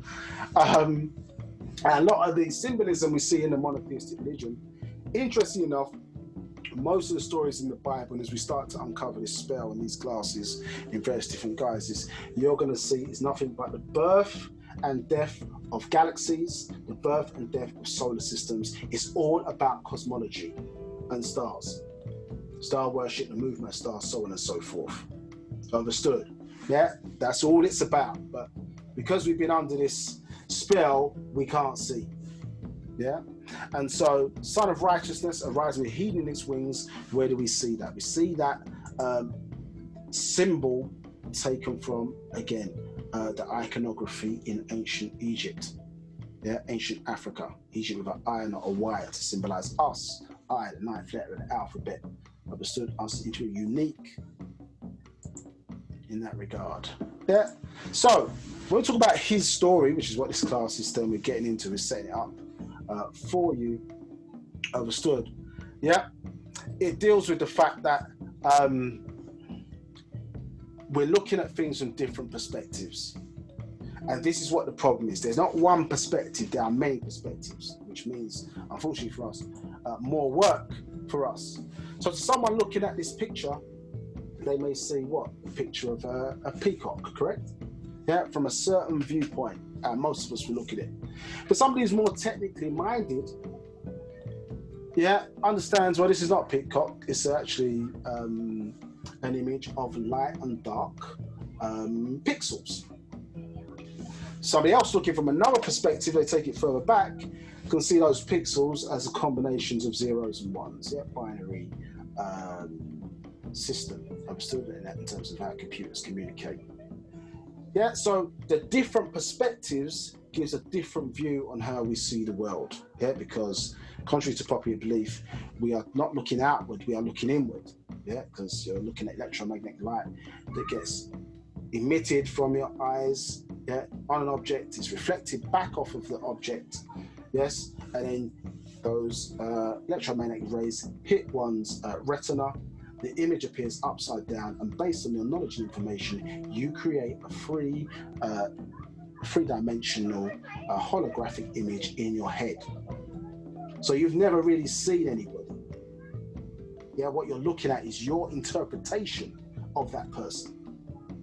Yeah, and the fact of the matter is that knowledge affects how you see things. Yeah, so if it's wrong knowledge, it's going to affect the way you interpret and see the environment around you. Yeah, so you're not seeing things always for what they really are, based upon what you know. Yeah, and a person can't think outside of their own imagination or knowledge sphere. This is why when you start to read certain things, you start to increase your knowledge and put quality information in there, you start to see things differently. You understand? Somebody might, for example, who has no knowledge, says, oh, they see a person with blue eyes and thinks, oh, that person those eyes are absolutely stunning and beautiful. Yeah, somebody else might look at it who understands about genes and say, actually, that's the evidence of recessive genes. Doesn't mean they're not beautiful, but it means that they're not thinking, okay, well, blue eyes are better than brown eyes. Is what we find ourselves a lot of the time in this society, is that that which is genetically inferior in this society is deemed as, or genetically weaker, is deemed as beautiful. Straighter hair or fur really, you understand? Bluer or lighter eyes, that is seen as more beautiful, you understand? Size 0 is seen as more beautiful. So that which is genetically inferior, so about all human beings, versus that which is genetically stronger or dominant is seen as ugly. Yeah, and that's by way of bad information that's done that. Yeah, often through the media and television. Understood. So again, a circular, a hill or bump here we see as the illusion from one perspective is actually that circular shape is created from straight lines, from squares. Yeah, so from our perspective, and we're dealing with his story, that you're seeing through the lens of somebody else's story and got caught up in it as if it is your own. Yeah, what the master teacher's been doing is trying to pull you back so you can see things from our perspective, our view. the view of our ancestors, and then reinterpret it for this day and time to prepare us for what's to come in the future. As we know, we're in significantly challenging times right now. You understand? But it's the way we see it. And because he's dark-skinned, we don't want to accept it, because it's coming from a dark-skinned individual. Yeah, and this is our problem in this day and time, that we don't listen to the one sent. We back and argue against them, but place our trust in sources and forces who have been proven time after time to work against us. Yeah, so these are some of the challenges that we face. Now, so when we're looking at our story and versus his story, you have to recognize the fact that our story or our origin starts with the stars, natural nature, existence. Yeah, that blackness of space that you see out there, that is our origin. In fact, you go back to a certain point, there is no start or ending, things just are. It's a wild concept for people's minds to imagine, but that's how far we go back. Yeah, some say 76 trillion years, but even that is a number in there. But still, we go back to existence. We grew with original creative forces. They're referred to as nine ether. Whereas his story starts when he started to write things down. Yeah, his story starts with a pen. In the beginning, God did this. It doesn't say in the beginning, I did this. In the beginning, God did this. Yeah, Quran, same thing. Yeah, they're talking about the situation, not as if they were there. So we don't all have the same origins. Understood? And when we look in this cycle here, we look at last 24,000 years cycle, it gives us, which is symbolic of a new world. I don't want to get into that too much detail in this class, but a cataclysmic event happened on this planet where what was reported to be, wasn't, but what was reported to be a meteor knocked the planet off of its axis, and therefore the structures that we had that were working with the not only the ley lines of the earth, but were receiving energy from different star constellations, meant that a new calendar had to be created, known as the Dendora star map. Understood? And it introduced a new cycle based on 24,000 years, which also happens to be broadly the circumference of the planet. Yeah, number 24 comes up time and time again in our culture. I'm not going to get into too much into that, but we're going to focus on setting up what we need to do with his story for today. So what you see here is various different cycles taking place in the last 24,000 years, and we see here the Mongol or Negroids, the natural nature, the Dravidians, and we see the Asians, Orientals, and in the last 6,000 years, in the fourth dominion, so each one of these four cycles represents four new worlds, we see the emergence or the coming through of the European or the Caucasian.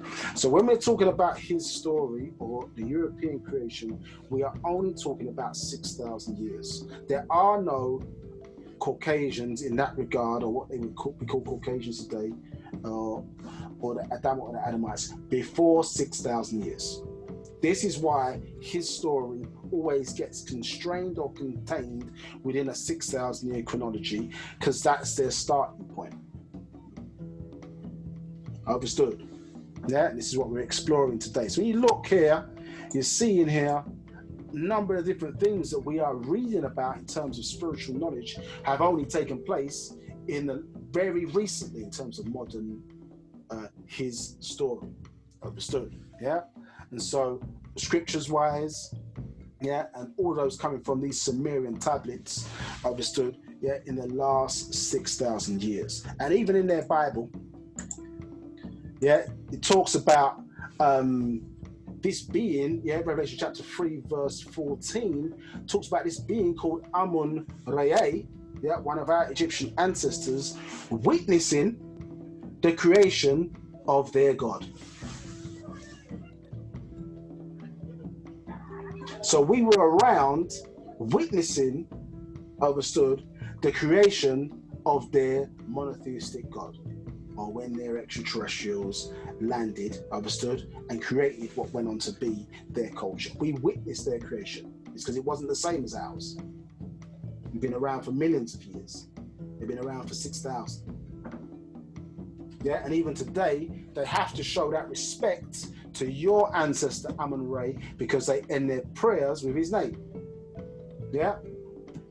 Hebrews were Omein, Christians Amen, and Muslims Amen. So, as I say, origins, we are star people, star children. When a black woman and a black man got together, understood, our offspring were called star children. Yeah, we are the terrestrial representation of the sun. Yeah, the sun gave birth to this planet, and we are children of the sun. Yeah, which many of you were ridiculed for it as when you were growing up. They call you sunshine, all kind of names connected with the sun, like it's a ridicule. But that's the part of you that they're jealous of. Yeah, where one of your souls comes from. You have two. Yeah.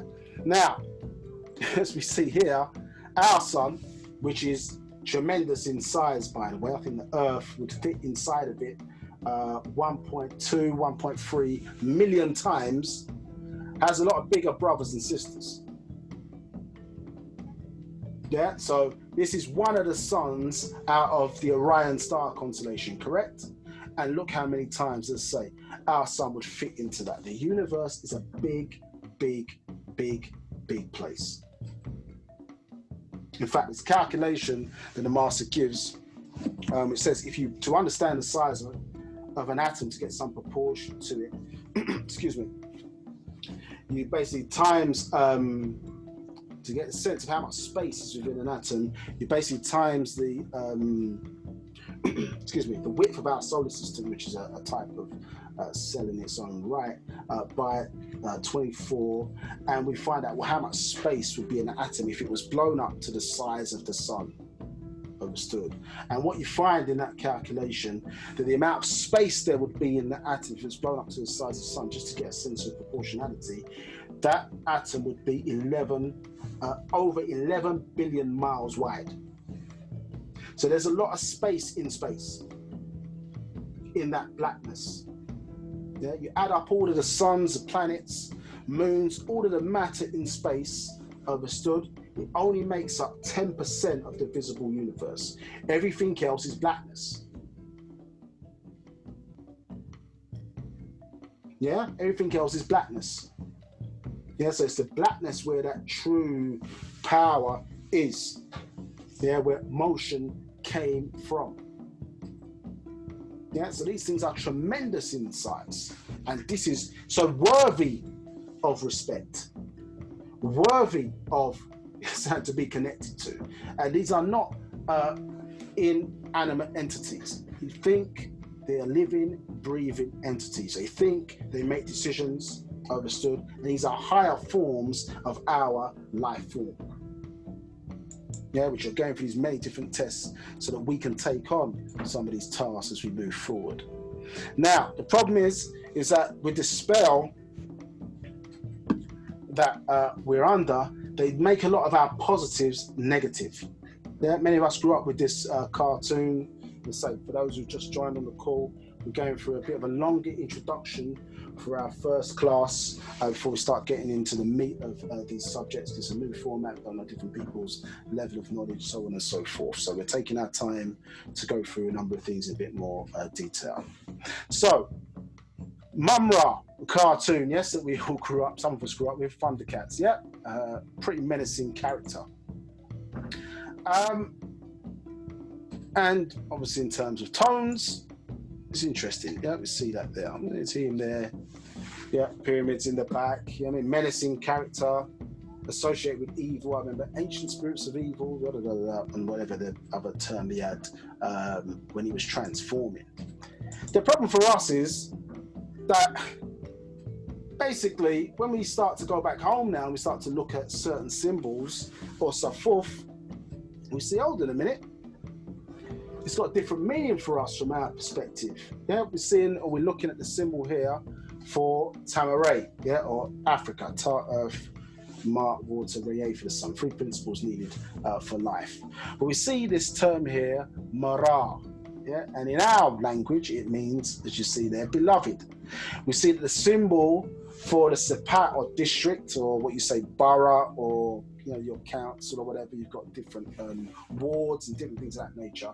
But our symbol for district was this symbol here, which also happens to be, if you look at the X-Men movies, happens to be the X-Men symbol. So we're looking at these movies and films, and on one perspective, in his story, they appear one way, but in our story, they mean something else. Yeah, and it would be great if all this knowledge was out there and they used it and we knew and understood they were borrowing it. But if that's not being taught to us, then it becomes a hidden means of attack. Yeah, because they're using certain symbols against you, yeah, with their white or Wicca magic. Yeah, so this term Mara or beloved was from our culture. And look at this term Mumra. Yeah, so Mumra in our language, yeah, or Mumara, yeah, is one who is of the loved ones or the beloved ones. So Mumra in our language means beloved ones. It's got nothing to do with a character in a science fiction, whatever cartoon that has been depicted as negative or evil. But actually for us, it pertains to love. Yeah, and certain people who, as I say, were part of a certain order and considered beloved by the inhabitants within our society, much like people may have love for the military or other people who may, or NHS now, clapping all the time, I think on a Thursday at 8 o'clock, beloved because of certain sacrifices they've made. Yeah, so this is what the term Mumra meant to us from a 9 perspective, but how it's been turned and manipulated by ghostational forces to be something negative. Yes, you have an emotional connection to it because in that genetic memory bank, you understand this tone, Mumra. It's not fake. The tone means something, but how it's been delivered is fake. Yeah, so to the question about praying the wrong way or prayer, one of the first positions is that one has to connect, and there's certain rituals that help us to connect with your Salafu or your ancestors, your 4 generations. Yeah, because each one of us, when you look at an individual, they are made up, inclusive of themselves, of 30 personalities. You happen to be at the top of the pyramid. Yeah, you are your mother and father, their mother's mother and father, all the way down to 4 generations. They refer to it, or refer to it in our doctrine as a 30 years. If your parents have passed, for example, that number goes down and be 28, based on if the 2 of them, for example, passed away. That is our ancestry. Yeah, that is who we confirm, and that is how we link into divinity, in a ritualistic way at least, because you don't know for a fact that people who you're praying to, who existed hundreds of thousands, millions of years ago, you don't know that for a fact, that person was there. But your ancestry, are your blood relatives, your blood connection, you do know they exist because they exist in you. And you use them to connect with anybody you're trying to elicit support or help from, you understand, as your guardian, yeah, angel, so to speak, to make that connection for you, because that's what's factual. Understood? So there's no difference between somebody calling on Jesus or Asar or etc. if it's just a case of throwing that name out there into the ethers. Yeah, you have to have a way of connecting. Yes, and that in our culture, yeah, to keep it factual, to keep it real, not turn it into spookism. You understand? So these rituals or codes, and it's not about people talk about sacrificing, chickens in certain cultures, Santeria, and these different things. If somebody's sacrificing a chicken or spilling blood, that tells you the forces who they're trying to connect to. That tells you who they're trying to connect to. Lower level beings or life forms, oftentimes not connected to your ancestry. Yeah, but forces and sources trying to manipulate or connect you to carry out their adverse or negative will. Yeah, what chicken did you have to sacrifice for the sun to shine? Yeah, what chicken do you have to sacrifice for the earth to do what it does in terms of progressing life here on earth or maintaining life here on earth through a system called cybernetics? Yeah, so the higher life forms don't need anything from you. It's just about connecting, yeah, with us and our son. Your Salah for your blood relatives, your 4 generations, that's what you go to for things that you need help with in your life. Yeah, like help me with my telephone bill. You understand? I've got bailiffs at the door. Help protect me, etc., etc.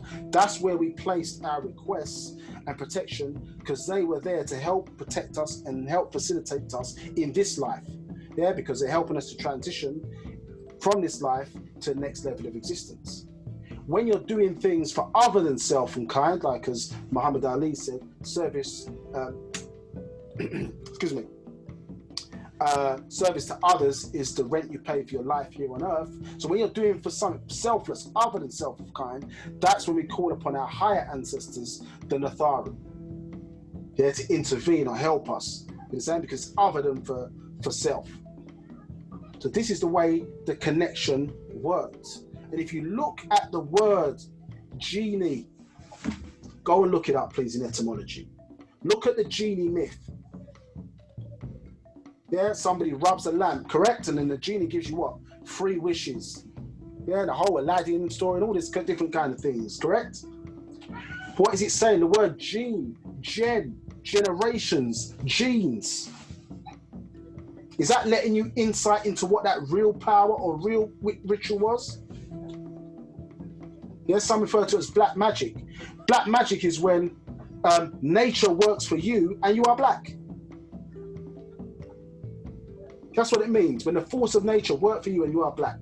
And the fact that we have been throwing our spiritual, emotional energy and requests into nothingness by calling upon names of other forces and other races and expecting help. It doesn't work like that in nature's system.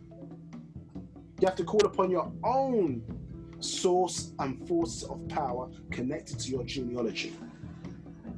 So even if I wanted to be Buddhist, because I like the, excuse me, I may like some of the teachings or whatever, it's not connected to me because I'm black. Buddha wasn't sent to black people. Yeah? So the fact of the matter is, certain prophets, certain teachers are sent to raise the intellect for certain races. Yeah? Mahatma Gandhi, for example, yes, he made many wise statements in his life. Yes? But he was a racist to blacks. So how can you connect with him spiritually? Because he wasn't sent to you, he was sent to the Dravidians. Doesn't mean that what he has to say is not useful, and it can't be read, it can't be absorbed, you take from it what you will, but he was for his own people. He was racist against blacks. So it's not for you in that sense, in that way. Now, I don't mean it in an ignorant way, like don't read his books ever. I'm just saying it's not for you spiritually to call upon whatever source or force of power. You must call upon your own. It's interesting, that word own sounds very much like own the original vibration, the event of the Big Bang in the universe, which we help to align ourselves with natural nature that we use. So, excuse me. So that's why I'm saying when you pray the wrong way, we're opening ourselves up to forces that work against us because of the magic or the spell that was cast upon our people. You understand? Look at those words we were talking about earlier. Yeah, we worship fake stars today. From what? Hollywood. Hollywood is the make of the wood that Merlin carried. Yeah, in their mythology, in their Wicca religion or science or stories. Understood? And they what? When they create movies or programs, they have casting agents. Witches and wizards cast spells. Yeah, so most of the things that happen to us, the dead in our minds, has come through the television, have come through the media, have come through these various different sources, advertising, dumb down our minds. And anytime the truth tries to raise up in these formats, yeah, the person gets killed, understood, yeah, or character assassinated, or imprisoned, like the master teacher right now, because of what they teach, because of what they're teaching, because of what the effect it has on your mind. The fact that we can answer and people are reading these Safuf and these hieroglyphs today and uncovering what they mean and what the source and force of power is. This is what they fear. Understood? Yeah, so this is why we have to start to get back. And it's a miracle today that even with everything that's going on, we're still able to get the message out there to our people and continue this message of getting this Wu-Sabat out there to transform the minds of our people. I've gone a bit long again. Any questions from the audience while I grab a bit of water? Manthu, any questions? No questions. Some of the questions we've answered them. Horemheb, any questions? You just, I've got a question here. You just mentioned Wu-Sabat, and the question is, what is the difference and why the change from Wu-Nawab to Wu-Sabat, please?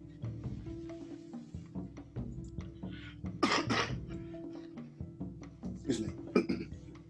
So the reason for the change is that all doctrines and all cultures, one thing that is relevant about Nawab and Wu-Sabat is that change. The first reality is that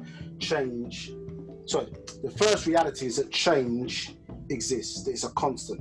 So our doctrine has always been evolving. Understood? So the Master always talked about the true name of the spiritual science.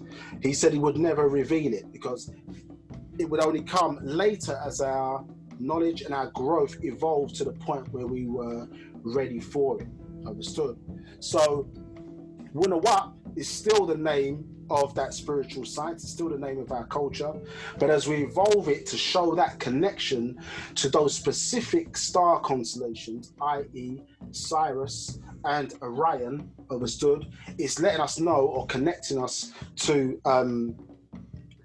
a science at least that can be verified for those who need that verification. So Wu-Sabat as the name connects us into the Sirius or Sirius star constellation, which, as you know, ties into the ties into Aset, Ashtat, the female or the woman.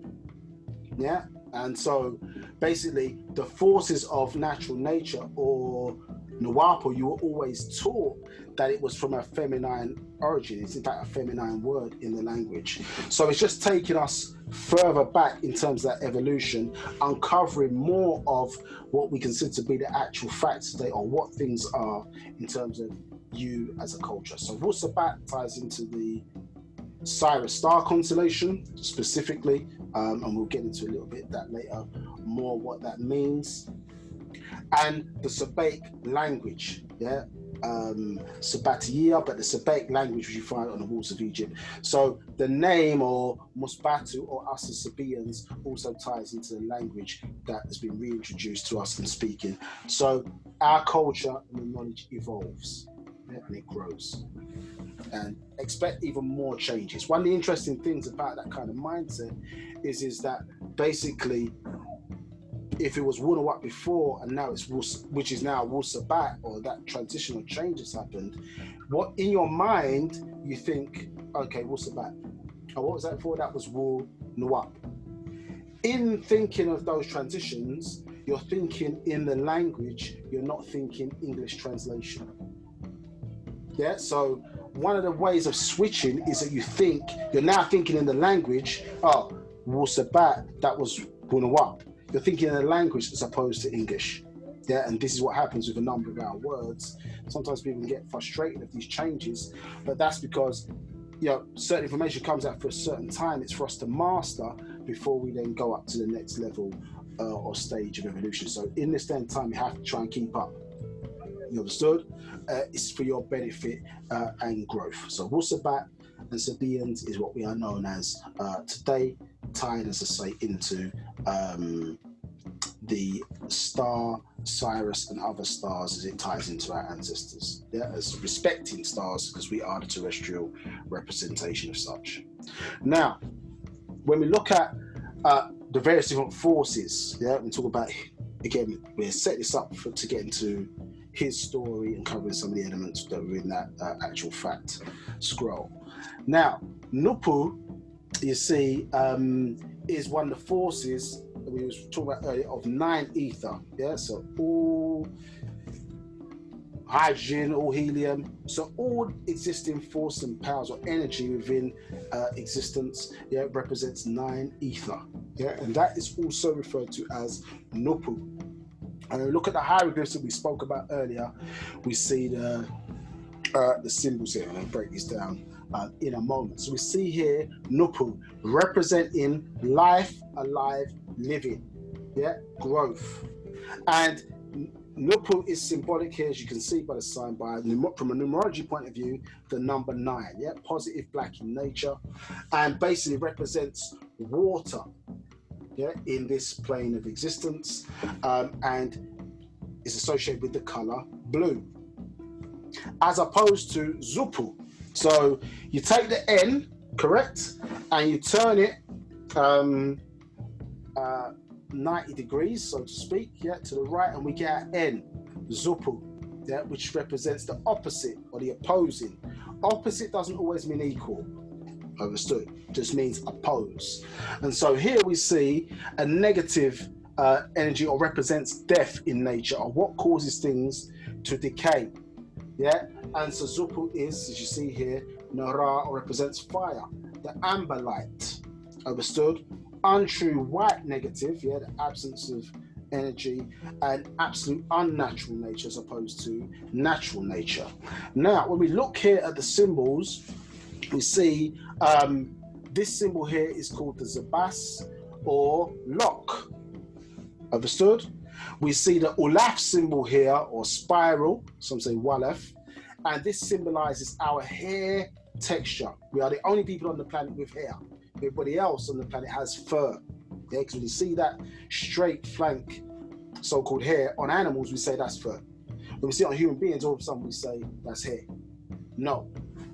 One people on the planet with hair, as one of the characteristics on their ancestors, is nappy or kingly or kinky hair.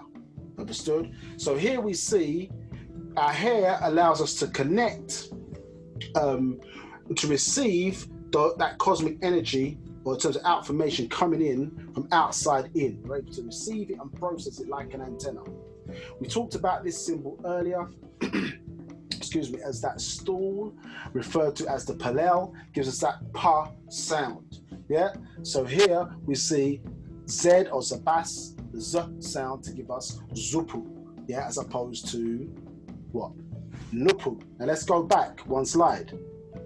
We can see here that basically the Nun power or Nun science that we're receiving as that outformation coming from the outside in, we're seeing in Nupu is open to be received, understood, yeah, stored, yeah, in the seat of power, and so taking it in, stored, and then it going out. So we're transforming this energy, or the energy is transforming us, because we're receiving it, processing it, and then, you understand, sending it back out, hopefully in a positive way, depending on our vibration. But in 6 ether, yeah, a lock is put, so it cuts us off from that outformation, yeah, to help inform our structure, our body. So in the lock situation is cut off, understood? And remember, in his story, they talk about in Genesis 1:1 that there was void and darkness upon the face of the deep. Remember, in that story, as we may get into in part 2 in more detail, yeah, which you find the before that story in Jeremiah chapter 4, verse 24 through to 28. Yes, that basically nuclear fallout had happened and kicked out dust particles into the atmosphere that had blocked out the sun. Yeah, causing that darkness and void, causing surface life understood, to die and be eliminated because they couldn't get access to this solar energy. So in a symbolic way, we have been cut off, or were cut off, understood, from the outformation that we needed, or the interpretation, our ignorance of it, that we're ignoring this information that would help us, outformation, excuse me, comes to us in the form of information that would help us transform. Yeah, so these are the two deity forces that are in opposition to each other: water as Nupu and fire. And as water puts out fire, as Nupu, the force of Nupu, puts out Zupu. The 6 can never escape the 9. Yeah, so even when they say 666, which is not the number of the beast, as taught, 616, but 666, you understand, when you add it up, excuse me, to give you 18, 8 plus 1 is what? 9. So the 6 can never escape the 9. Yeah, and so when we talk about our Za'am, you understand, or our religion, which basically in the word Za'am, it means opinion, our viewpoint of the world, we speak again of a separation between our ancestors, the Panatharu, and the Caucasian ancestors, which are the Anunnaqi and the Pleiadians. Understood? One worshipping fire, and obviously us, our link back is that we came from the waters, yeah, and the science of water and how it links in that way. In saying water has a number of different secrets. Understood? Transformative capabilities. Yeah, some say, well, why did the pyramids, for example, have certain pyramids didn't have doors? So how did people get in and out? Which is maybe a question that people may ask. Well, you think about it, you put a glass of water, yes, in a room somewhere, and you go away and leave it, what's going to happen? Yeah, that water is not going to stay in that glass. It's going to transform itself to escape its confines to try and join back with other water. Yeah, so there's a science in there, because we are what, 71%, some say, water, yeah, or liquid. Yeah, so there's transformative capabilities, or the alchemy within these certain principles, you understand, talks to some of the powers that your ancient ancestors, you as their children, were able to perform and display, which some may consider today supernatural or superhuman, yeah, us connecting with natural nature. But it's important in breaking the spell that we understand that there are two primary forces at work. Now, taking this excerpt from the Millennium book, which is quite important again for us to understand how this kind of science with the sun, cosmology, different things of that work in that nature.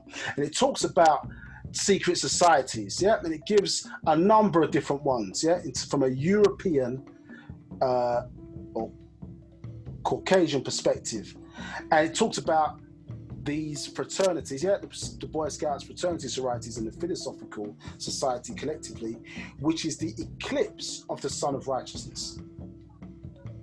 So in here is expressing to us the point that basically there are forces that seek to block, yeah, those Zupu forces seek to block the outformation coming in from the heavens or outside to us here to transform us here on earth. Yeah, and the eclipse is used because a solar eclipse, as you can see here, is where the moon gets in between, the moon's orbit gets in between the Earth's orbit, and we get a partial blocking of the light of the sun. But remember, even some of that, the corona, understood, is still there for us to receive some, but not all of the light effectively. So in reference to the previous question about the name changes, what you're finding is as some of these cycles start to kick in, more of that information, more of that affirmation, or that true light, the black light, is being outpoured and being received. Understood? Now it's been slowed down because why? They wanted to keep the master incarcerated to keep him away from his people. What was he doing every Saturday? You understand? Was he partying? Was he out there in the clubs? No, he's teaching. He's building. And in the 70s, you heard him talk with the level of urgency that now today, where you see Tamaray, which was 476 acres in Georgia, they were building monuments, building houses, building a place for us to go and gather. Now you see its relevance in this day and time with the coronavirus. You see what was trying to be prepared. Why is he talking with so much urgency? This is 1970 something. This ain't coming in for however many years. Now, those of you a little bit older, you see what time goes real quick. And now it's upon us now, in an emergency situation now. Yeah, where things were trying to be prepared. So our ancestors are trying to work with us, but there are always forces that seek to stop and oppose what we're doing. Lock off what we're doing. Block what we are doing, so that we can continue to direct our emotional energy into forces and sources that work against us, i.e. power them and not us. We are the battery to their liberty, both in the physical, and if we're not careful when we transition, it'll also be in when we transition to the other side, become an etheric battery for their adverse forces. Yeah.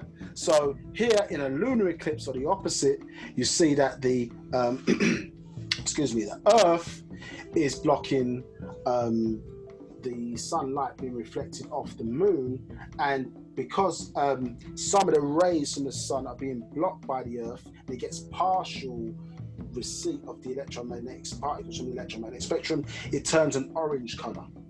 And in certain rituals, the sacred feminine or women, they set certain rituals for that period of time, you know what I mean? Reflective the type of energy being received at that particular point. So both work for us, in the sense, as alchemists, of those in tune with natural nature, but we have to understand what the purpose of some of these Euro fraternities and Euro sororities, what they're seeking as their ultimate purpose to do. You understand? They want to connect with their ancestry who have abandoned them, but block us because they think our rise is their demise. But it's not us who put the demise in their genes. Yeah, what we'll find out later is it's their own deities and their own gods as a result of that. So when we talk about this spell, yeah, it basically has different iterations. So when you talk about it from a biblical, let's start with ancient Egypt. When we talk about it in ancient Egypt, it was known as the spell of a man. Yeah, this is a spell of amnesia. So we built the pyramids, as you've heard before, but forgot how we did it. Yeah, so something has happened to us, i.e. this spell that's been cast, excuse me, by those 200 fallen angels who taught the Adam or the Adamite race, the women of the Adamite race, overstood their Wicca science, taught and cast this spell on us. One of the outcomes of that is that we've forgotten many of the things that we knew. Yeah, this is why when referencing the Holy Tablets, it talks about the best thing one can do is to remind others of these facts. Meaning to say that it's something that we already know. It's a reawakening, overstood, yeah, of that those dormant genes, those dormant parts in our brain, our reconnection to the station of Wu-Sabat. Yeah, what Wu-Sabat is a frequency that we connect into, yeah, in terms of tones, and receive outformation, comes as in form of information on that level when we stay connected to it. Yeah, and that's why you use rituals, your diet, you understand? All these things, positive, they're all forms of positive thinking. Diet, prayer, meditation, overstood. All these things are forms of positive thinking. Being surrounded in the right environment by the right culture, it's all to keep your mind in tune with that frequency. Because when we're up in that 9, 8, and 7 ether range, we can't be got by the lower forces. Yeah, but time and time again, we're being attacked, understood, to drop our vibrational rate down, which allows us then to be caught by 6 ether forces and below. In Sumeria, the spell of Kingu, as it was taught, was a spell of religion. And this is when we started to worship things outside of self, or rely on the worship of things outside of self. They're separating ourselves from nature. Then we look at all prayer, we talk about we're part of all. Failed as an individual. We're part of existence. We're part of the bigger scheme of things. We're all connected when you understand quantum physics. There is no real space in that sense between us. Yeah, but we started to worship stuff outside of self.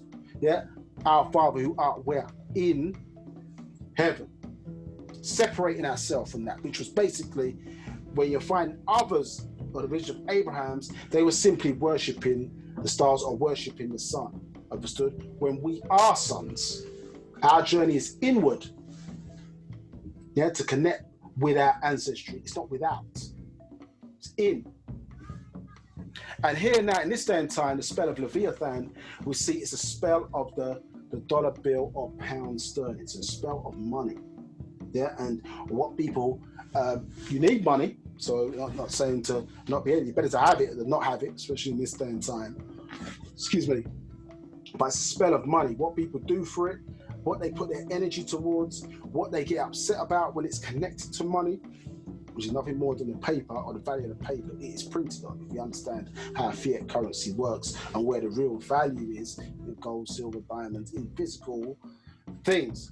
It's illusionary currency that we've given value to.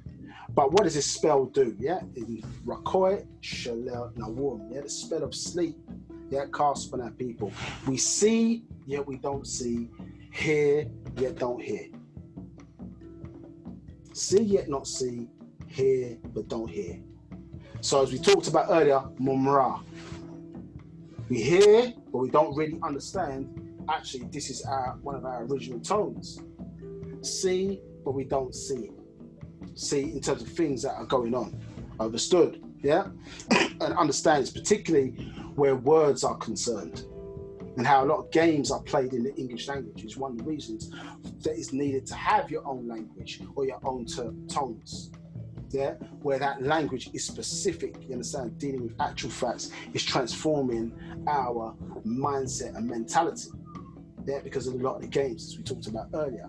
Cast, yeah, the spell. We spell, on one sense, A, B, C, D, or spell. The word spell is spelled S-P-E-L, that's spell. But then they took witches and wizards cast spells. Yeah, so the ignorance has come also through the language. Yeah, and English. And if we really want to master the secrets of the universe, which are oftentimes conveyed mouth to ear, then we have to come out of speaking the English language. That's one of the ways of raising the vibrational tone. Because interesting enough, it's not an adverse racial statement. One of the characteristics of somebody with dominant genes is the ability to roll their R's. Yeah, roll their R's. Yes, in our language, it's alive. You're using all parts of your mouth, your tonsils, etc. You know, when we're speaking, it's vibrating certain glands in our body. There's something else about the prayer system, the original Ashutat prayer system, understood. Yeah, one of its outcomes was it was aligning a person's endocrinal glandular system. They helped to align it so that basically you would be able to create a portal, yeah, between what you call the physical world and the world of ether, and bring your great-great-grandmother who passed and bring them through, because they're energy and we are both energy and physical matter, understood? Bring them through, you can have a conversation. Yeah, in terms of our prayer system. Because remember, the original pyramid, which is the pyramids are seen as one of their purposes as interdimensional communication devices. Understood? The original pyramid is the person's nose. That's the original pyramid. Yeah, so all of the qualities or abilities that we have within the human body are all necessary for transformation. So this spell, that I say, is part of the frequencies that are continually being dropped on us to keep us on a lower level of vibration, keep us on this lower level of intelligence, so that we cannot come and work together, because that's what it was designed to do. Keep us apart, because we know that our strength, from every leader, teachers ever taught, is our strength is in our unity. Do for self. And so these are kind of key messages that came out of all these great teachers who sacrificed to bring messages to uplift our people. Understood? Yeah, that our strength is in our unity, and that uniting spiritual as well as physical culture, that's what brings us together for the point of success. So the spell, as we're going to get into a bit when we get into part 2 and deal with these Anunnaki, was continually being cast in a number of ways. But when you get into the Nimrod story, in his story, the Nimrod story, or Nimrod, you understand? What you see there in that story is that they were trying to reconnect back to that Sabian, you understand, that pre-dynastic Tamarian culture, understood, by speaking the ancient tones or their ancient language, you understand, that Sabaic tones or language, as opposed to connecting with the Anunnaki, because there was a group of hybrids, half Anunnaki and part children of the Nathari, in a sense. So they were hybrid in that regard, understood, as descendants of those two groups of extraterrestrials, you understand? So they broke that spell, or where they talk about in their biblical stories, where the Elohim or these Anunnaki were speaking directly into the heads of the Adamites, excuse me, in terms of that connection. But it was broken once they, as I say, started to connect back with their original tones, i.e. those descendants through Nimrod, obviously son of Cush, in that regard. But it was recast with the one that they call Muhammad, understood, in the religion called Islam today, 610 to 622 AD. That spell was recast. So one of the reasons why they don't attack certain groups in this day and time, because they're still promoting that, inadvertently, I would say. They don't know it themselves, but they're inadvertently still promoting the connection, as I say, to these adverse forces. Because your spirituality links directly to your spiritual ancestors or these deities. And the question has to be asked, well, whose God are we talking about? What force that sits behind them? So here you have to understand, with the way they play with words, endocrine, yes, you see your endocrine glandular system, pituitary, thyroid glands, ovum, testicles, these type of glands here, understood, that we have within our body, 9 for the black race, understood, 7 for others, etc. Yes, these glands secrete, yes, they secrete information into the body to allow certain hormonal processes to take place. That word secrete is linked to the word secret. Yes, and endocrine is linked to the word indoctrinate, which means to teach. So what she's showing you, that information or indoctrination affects your physical form or structure.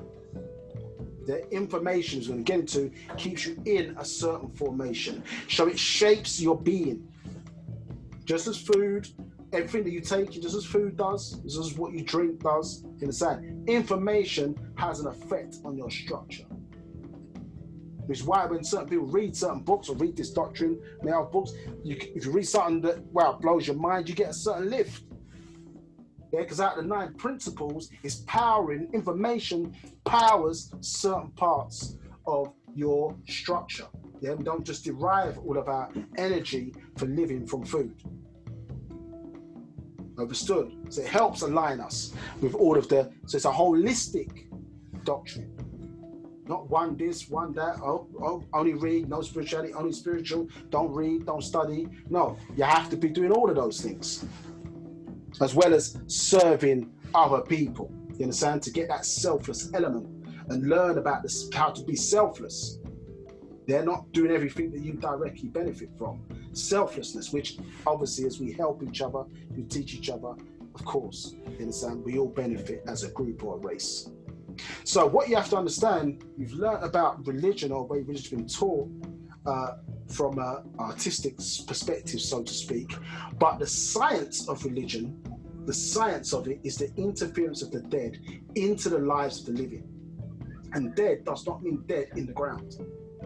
Dead can mean low energy, or forces that have to subsist off the living to survive. As you see from here, let's break it down. The dead are those negative forces in nature who must oppress, suppress, repress in order to depress and subsist of living substances and living beings in order to survive. So a symbiotic, a parasitical element is there. Yeah? As the moon doesn't have any light of its own. The moon gets its light from the sun. So the question is, who on earth represents the sun? Because we're only looking at that same system replicated here on earth. Who represents the sun? Who represents the moon? Who represents the other forces and sources here on the planet Earth? And how, as a race, we are constantly being fooled, tricked, yeah, spells cast upon us to direct our emotional energy to help other races at the detriment of our own.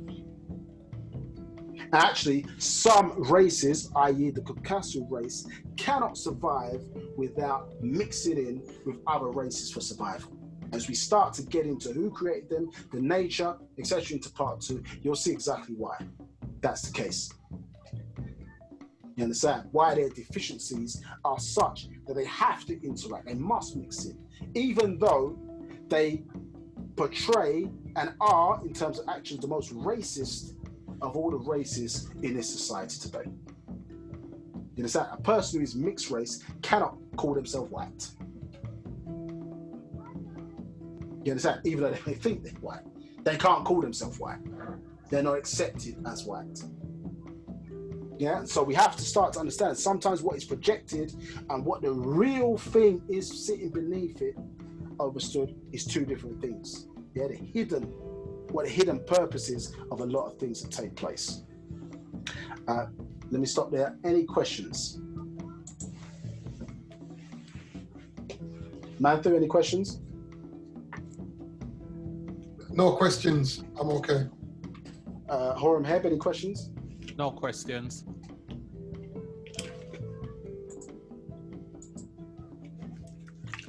Sorry, excuse me. You don't want to hear me swallowing water on this mic's a bit sensitive, but let's continue.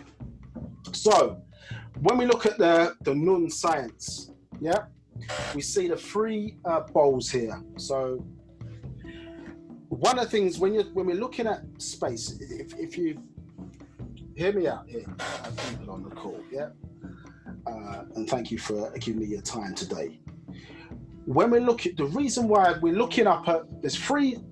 The number 9, one of our numbers in terms of numerology, is also 3 times 3. So you are looking at certain things or systems replicating themselves, overstood. The reason why many of the teachers said, know thyself, yeah, and what the master then uncovered and broke down, said, know thyself is not about the black man or black woman invented the kettle, or the black man invented the first fridge and all that. All that is in his story. Yeah, not to take away from those achievements if that's the case. But it's know thyself was to know how the human body works. Yeah, because you are a universe. Therefore, if one is to master, yeah, through facts, actual facts, master the universal sciences universe, you must study yourself because you are a universe. And your God or the Natharu have patterned the brain and created it in a way where human beings are able to study themselves. Yeah, so certain things in terms of understand about the body, understand how the planet, understand how the solar system, understand how the outer universe works. They're the same systems replicating themselves over and over again. Or as the master says, in space and out space are exactly the same as beings. Yeah, as you see from the science of the pyramid, as above, so below. Understood? So here, these new bowls, they symbolize 3 things which are key for existence. They are inseparable in terms of the rules of natural nature. You cannot have space without time. You cannot have time without matter. The 3 must be present for existence. Symbolized by the new bowls, called Nun. Yeah, Nun. Yeah, almost sound like noon, correct? At 12 o'clock in the day, noon. So space, matter, and time. But it can also, if you look at the woman goes through what? From conception, 3 trimesters, isn't it? Yes? Triple darkness. Yeah, so that same system of existence you find in the woman today in our culture. That is why she's elevated. That's why you should hold the door open. That's why you might pay for a dinner or a meal if you're going out for the date. Understood? Because of what she represents. There is no growth without existence. You cannot have creation. Everybody keeps talking about creator, creator, creator this, creator that, creator this, my creator this. You can't create unless you exist first. Existence is the key. That is why when you look up at the so-called night sky, what do you see? Blackness. Who has that blackness? The woman in her womb. And when we get into the science of the Sirius or Sabat star constellation, which represents the woman, you're going to see some things. You're going to see some things because your eyes are being opened right now because of certain sacrifices the master teacher has made for decades and still continues to make while incarcerated in Florence ADX as we seek to get him out. Now, there's a fact for nothingness. This nothingness, as I say, as opposed to something. So as you know, some people hear nothingness, no thing, yeah? As opposed to something, which is basically things that can be detected and weighed by modern day instrumentation. Do you understand? And I say this all the time, I always feel like I'm repeating myself for those people who are new to Wu-Sabat.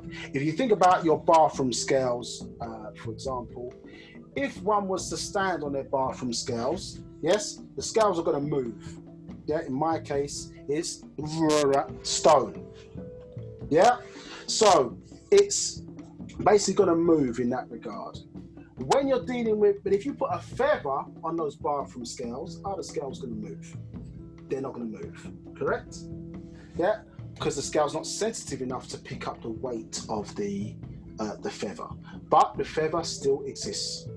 So when we talk about nothingness, you're talking about particles, yeah, subatomic particles, excuse me, quarks, perhaps zeros, so on and so forth, that make up existence, but they can't be detected by modern day instrumentation. So in this society, in this world, they talk about hydrogen being the first sum, or hydrogen being the first weight of a thing, all the way down to existence. So some things come out of nothing, but nothing doesn't mean non-existence. Nothing is simply the world of things that are not detectable by today our modern day instrumentation. And in ancient Tamaray, this was referenced obviously, or that's part, space, matter and time is part of that nun bowl of existence, yeah, nun, yeah, where we derive, if we seek to be derive our power from. This is what we can be connected to, because if you think about it, and when you start to get into the world of quantum physics, what is possible, nothing is impossible. Yeah, everything that is possible, or we could possibly imagine and more, is possible when operating from the blackness. And this is what we're seeking to connect to, what we have power to connect to from our own individual mind, yeah, which we call in mind. So here, when we talk about outformation, it's just not a fancy term that you see a lot of people using, like master teacher. People using the term master teacher, applying it to all different things. A person who's a master teacher is a master at teaching. Yeah, the late and great Dr. Sabian was not a master teacher, he never called himself that. He could be classified as a master healer. Yeah, but somebody calls them a master teacher because they're a master at teaching. Yeah, how you deliver this information, how you teach it, what you deliver, the way you write books, etc., all to lift off this spell in the sand of our people and open up that third eye of ours again, the mind's eye, to work with our physical eyes. So outformation, yeah, takes us, as I say, is from above. So we do outformation is from above, that which comes from outside of the planet in. It's called outformation. When it comes to Earth now, and then it's utilizing informs and helps shape our structure, it becomes information. So information is dealing with that which is on Earth, yeah? Keeps us in a certain formation. And then beneath the waters, interesting enough, where we originally came from, not from simians or monkeys, that's somebody else's creation story, we came out of the waters of this planet as the original mermen and merwomen, in the sand, or merwomen, better to say, and mermen.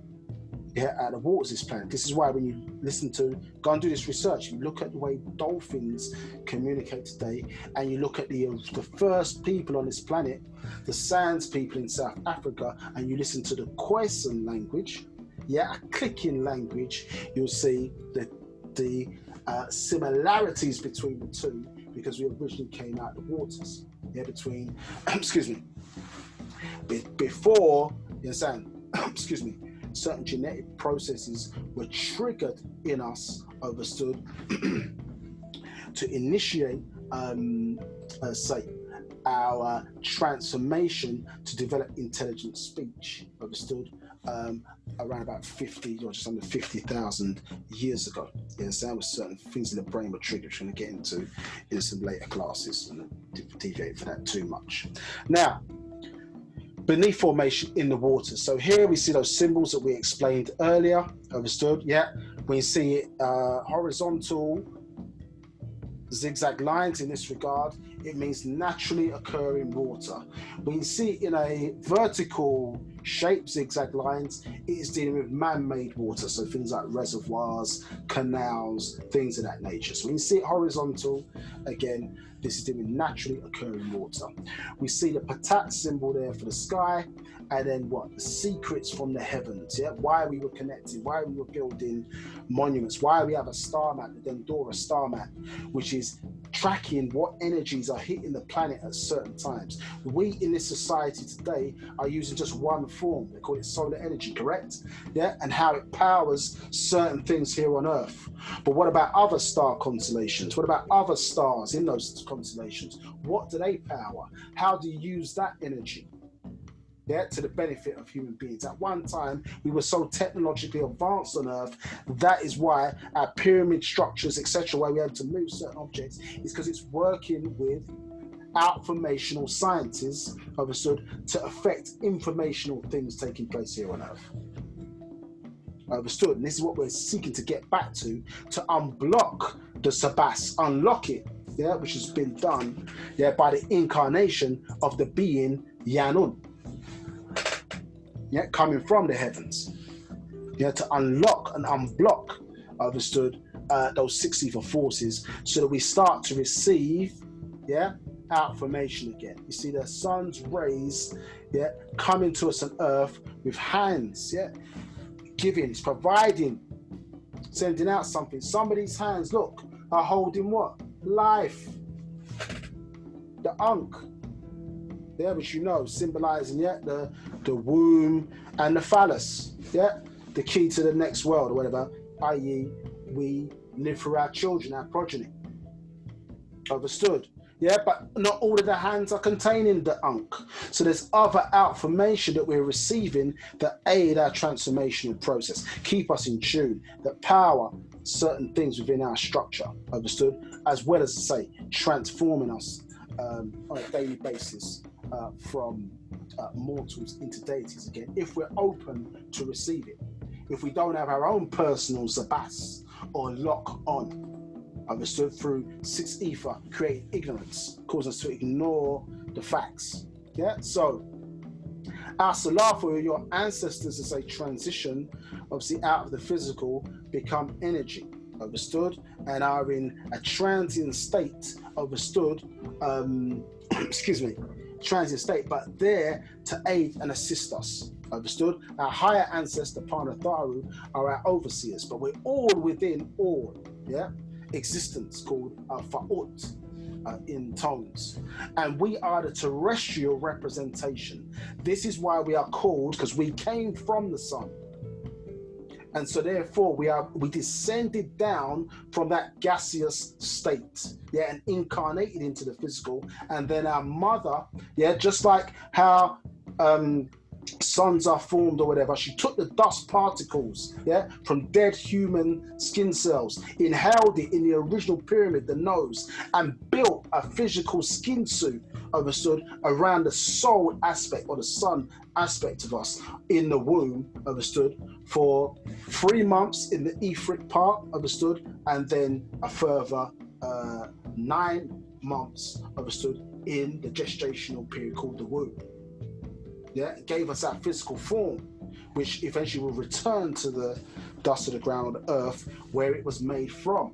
Yeah, and if we power the internal light being, yeah, do the exercise necessary, then it allows not life after death, because life is a burning process, yeah, a process of inhaling oxygen and breathing out carbon dioxide. It's a burning process, but there is existence after death.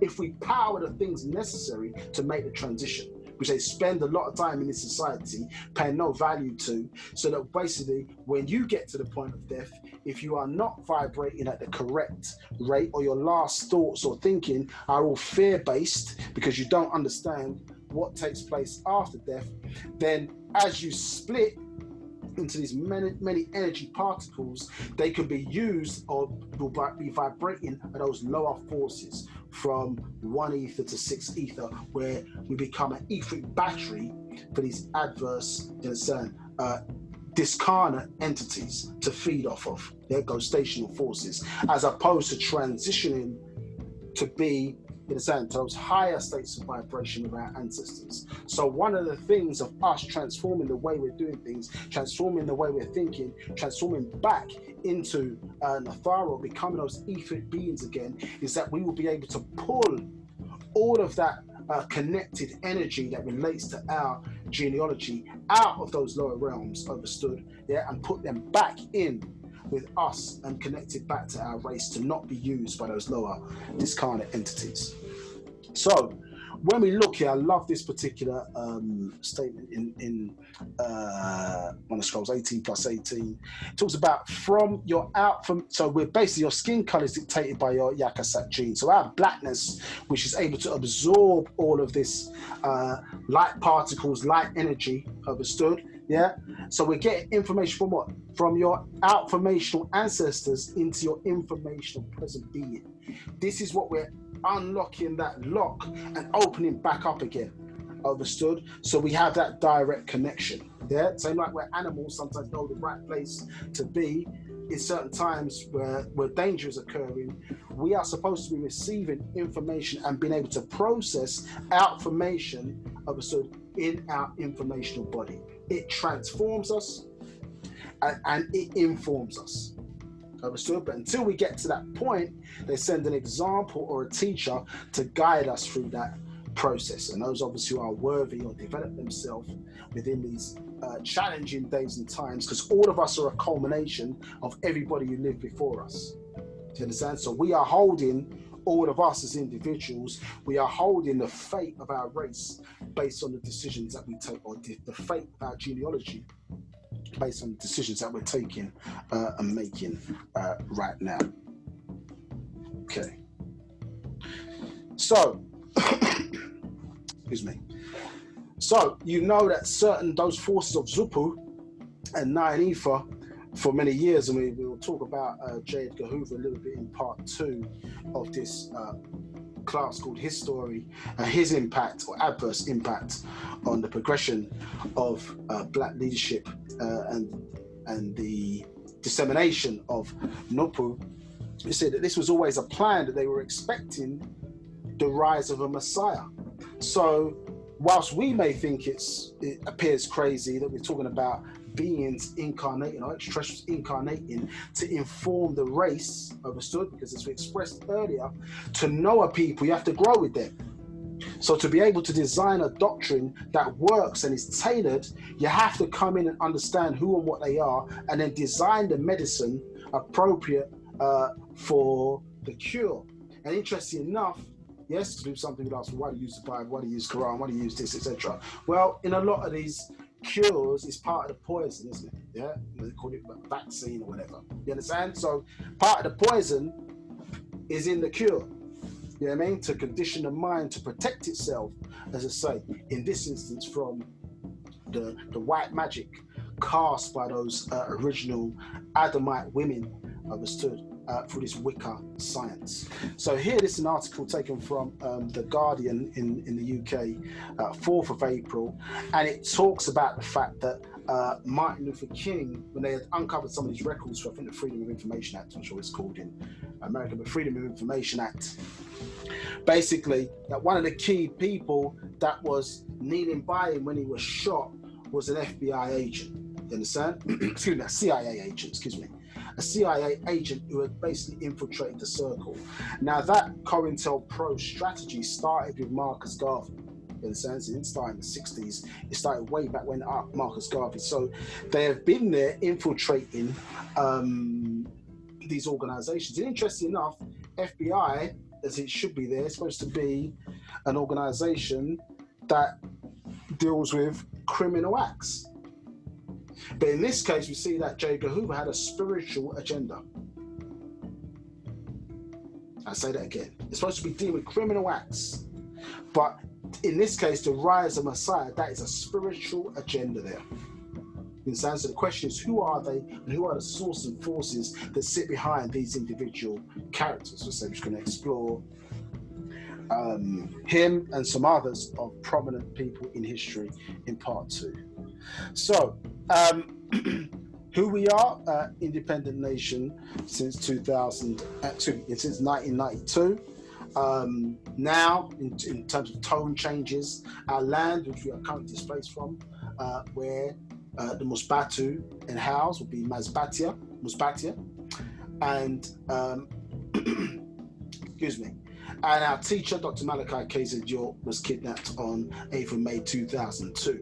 So all this thing that we're explaining to you, all this information that we're disseminating, excuse me, has come from the many sacrifices with him and others have taken over these past, let's say since 1963, in trying to disseminate this information to enable this transformation to take place, amongst our people. And so it's a great and dreadful time that we're living in right now. You understand? Lots of opportunities, but also, you understand, a lot of great sorrow in terms of how the world is taking place today. So, extraterrestrials or extraterrestrial ancestry, as you might find it today. Let me just grab some water, just one moment.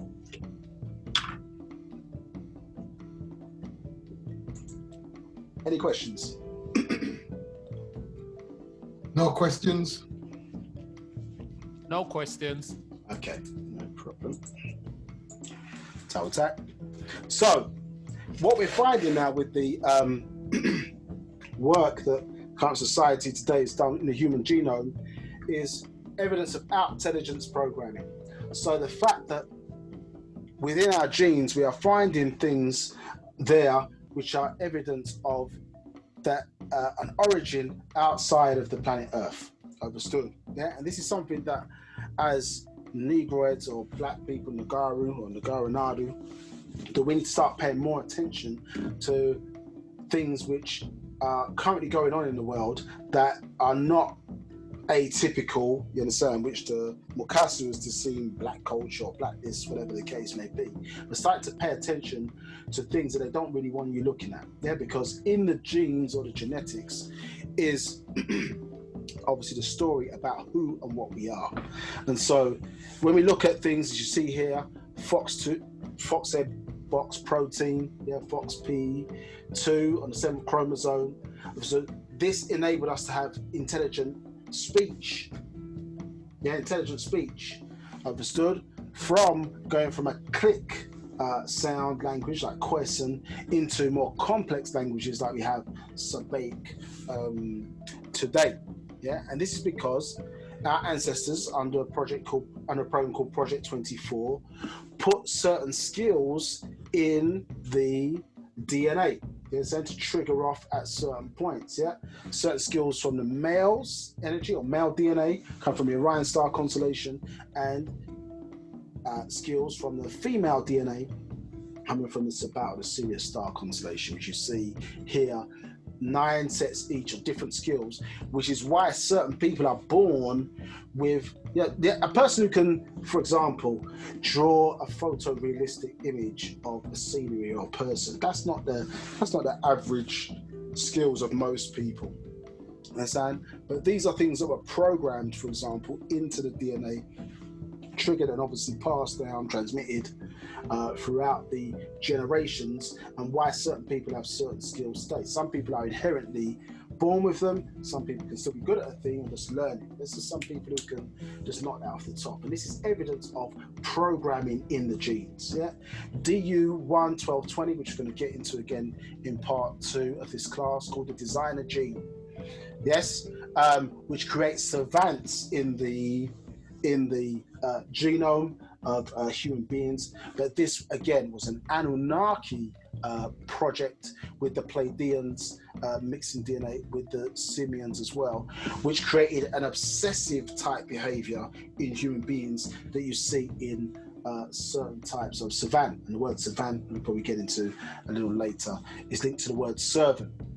The HAR1 gene, a human accelerated region, 1 on the 20th chromosome, is what separates us from the animal kingdom. So the HAR1 in human beings is extended, understood, and has many properties. One of those helps us to link in with the planet Earth's own planet, which it pairs with, or its twin planet, correlation planet, which is known as Razak or Rizq in the language, understood? Which the Sirius star constellation, interesting enough, is the bridge between the 18th and the 19th galaxies, understood? So our abilities and our skills etherically would sound like, if they were related, would sound like some kind of science fiction movie, but obviously that's what the Mukasu wanted by putting those movies out, so that when the real truth came along, it would sound fictional.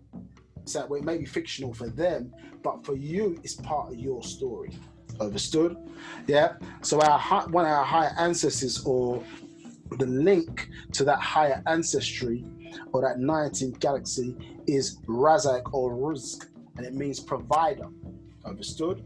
And it's dealing with those aspects of our ancestors, understood, who manage the expansion and creation of, manage the expansion of universes within the omniverse, understood, and are responsible for creating what we call this universe, one of many within this vast span of existence, and are responsible, as I say, for the development as us as human beings. 9 beings in particular placed over us as the Negroid race, and in later years became known by the ancient Egyptians as Natharu, or overseers, also called the Watchers, as you see from some of these diagrams here. So when we get into his story, we cannot ignore the extraterrestrial influence. People want to attribute the differences in human beings to external factors of evolution, where that is not the case. You understand? White people are not white because they're in cold environments. If you look at a lot of cold environments, when you see white in nature, it means recessive genes. Understood? Yes. Why is a killer whale not all white? Yeah. Why penguins got black on their back if everything is down to cold weather is making people white? Black people, unbeknown to most of us, we're better able to withstand cold weather and hot weather. All environments on the surface of that. We don't like the cold, but we're better able to withstand it. Yeah, because we have melanin. We have more layers of skin. So we can survive in any environment. Yeah, that's the reason why they call you supreme beings, or we were called supreme beings, or are supreme beings, is if you look, we were outside of what they call the system of nature. When you think about our hair texture, which is one of the characteristics of us being supreme beings, our hair texture. You think about when it rains, you think about those with the tightest curls, those sans people. When it rains, their hair is not affected. When it's cold, their hair is not affected. When it's sunny, their hair is not really affected, doesn't really change shape. Might get tighter in curls, doesn't really change shape. Whereas you think about those people with fur on their head, understood? I mean, it's windy, yes, hair's not really affected. They're those with the real tight curls. But you think about others with fur on their head, when it rains, what happens? There's a change, correct? When it's sunny, what happens? Their hair gets more frizzy if it's straight. Yes? When it's cold, they're affected. When it's windy, their hair gets all blown out of shape. So the fact of the matter is, they are subject to the forces of nature. Us, on our supreme level, are outside the nature system, in a sense, on our supreme level, because nature itself is a set of rules that operate within certain environments within existence. And it's got nothing to do with good or bad. You understand? You worship the devil, you do what's necessary to light fire, fire will be produced. You understand? If you worship so-called God, the good God, and you do necessary things to create fire, fire will be produced. Yeah? So nature is a reactive system that human beings, through poor translations and poor interpretations of religion, have connected that with God. Yeah, that reactive system. Yeah, and then wonder why God never responds when things are going good or bad, because they've put mythology around the inner workings of how nature works, the environment and the universe works. Within that, understood, man has created a lot of mythologies around that, which have been interpreted as religions today. So here we see a number of different extraterrestrial beings who have been interpreted by human beings as gods. So higher life forms who are responsible for various different genetic projects, or the seed, in our case, the seeding of life here on Earth. Yeah, and that started with the first, or the root race of our people, the Negroid race, as the Sands people in South Africa, where these Riskians, yeah, or Murzaku, the providers, placed certain genes in the Indian Ocean, understood, and they evolved in the waters to eventually surface in the excuse me, Okavango swamp in South Africa, originally having a base in Antarctica before the last ice ages, before 50,000 years ago. Then we'll get more into the different where everybody else has come from. So here you see a migration map out of Africa, say the original landing base of these Murazaku or Riskians, out of South Africa, understood as the Sand people, and how we migrated across the planet before continental drift, and how this has led, that migration has led then, with different interventions from different extraterrestrials in different locations on the planet, either genes being transported or encountered people there where they've manipulated the original Riskian DNA designed for this environment, this planet, in order to create beings in their image and after their likeness. You understand? And some of them obviously then intermixing with each other to create various different sub-races. Understood? And so the culture linked to many of our ancient structures, etc., that outformational knowledge was passed on to us by beings, as I say, that we refer to as the Natharu, but their original name was Murzaku or Riskians. So here you see the HAR1 gene extended here in human beings, yeah, human accelerated region. You see extended in human beings, and this is why we have been able to evolve or grow much faster than the animal kingdom. Do you understand? And HAR1 is, as I say, interesting enough, it is, they named it the same as one of our ancestors, Hurrah, or Horus, they say, you understand? Yeah, HAR1 is what enables us to connect with those Riskians, understood? And through certain processes, this and the mitochondrial DNA, they are able to trigger certain states in evolution at certain time periods, which is why we have transitioned at speed we have done so. So some of it is through environment, but much of it is because that is part of the so-called divine plan that's been designed to work that way. Yeah. So the reality of the situation is that many secret societies that we see with their workings here on the planet Earth have an extraterrestrial or part of an extraterrestrial plan, whether they know it or it's been infiltrated or not. This is part of certain groups of extraterrestrials' plan here on Earth, many of which, as I say, have children or offspring here in this environment, and some of which, as I say, have nefarious intentions as well. Understood? But what is absolutely clear, and here, except from the scrolls here, is talking about the and the doctrines of life and living are completely outdated. Sabians, you need to recognize that such doctrines of the Bible, Quran, Talmud, Hadith, Midrash, and Sunnah are irrelevant for this technological age. So they are outdated. The fact of the matter is we're having conversations about DNA, cloning, spacecrafts, various different things.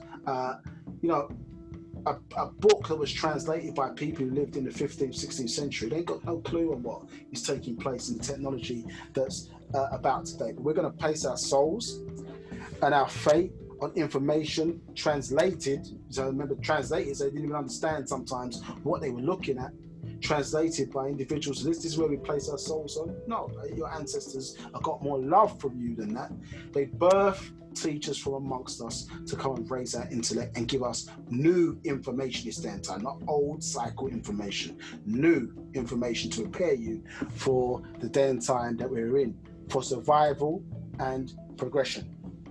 Understood? So here you see the modern symbols of ours from the Orion star constellation and those from the Sirius Osiris star constellation here. And what do we see here in terms of symbols? Yeah, see here the symbol, you should know this by now from listening to this class, if you know before. What is it? Symbol for water, correct? Here we see what? The symbol for Earth. And here we see the symbol for what? The sun. 3 principles needed for life. Yeah, most don't know that the waters on this planet, about 225 billion years ago, came from the Orion Nebula in the Orion star constellation. So comets hit from the Orion Nebula, crashed down on this planet, and helped to formulate what we know as H2O. Yeah, later down the line, around about 4.5 billion years ago, another intelligent comet crashed down here and brought what they call amino acids, 19 versions of them, in the sense which are DNA in the nucleus of your cells, obviously releases RNA, excuse me, which is single-stranded DNA, understood, and they take through ribosomes, they take these code in the sand and they build. So have I clocked off there? You did do, yeah. Are you back on? I am, yeah. Everybody can hear me? I can hear you. Yeah, you should be back on. Not sure what happened there. Okay. Share your screen. Okay, let's get that. Right, can you see me back? My screen's back again? Back, yes. Yeah. Okay, right. Not long left. Sorry, people. I don't know what happened there. It's got about another half hour or so left. Tamara and Gold music. Say again? No, Tamara and Gold. Okay, let's see if we can bring back the tune then.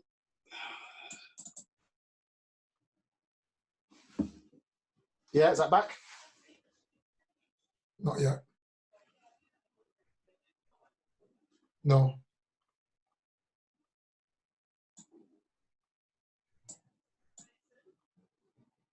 Can you hear that? It's not coming through. I'm not gonna. Okay, we'll just carry on then. Yeah, work factor music. I ain't got long left, so work factor music. I don't want to make it too loud. You can definitely hear me. Yeah, can you check with the audience? Yeah. You can hear me. Yeah. I'll check with the audience.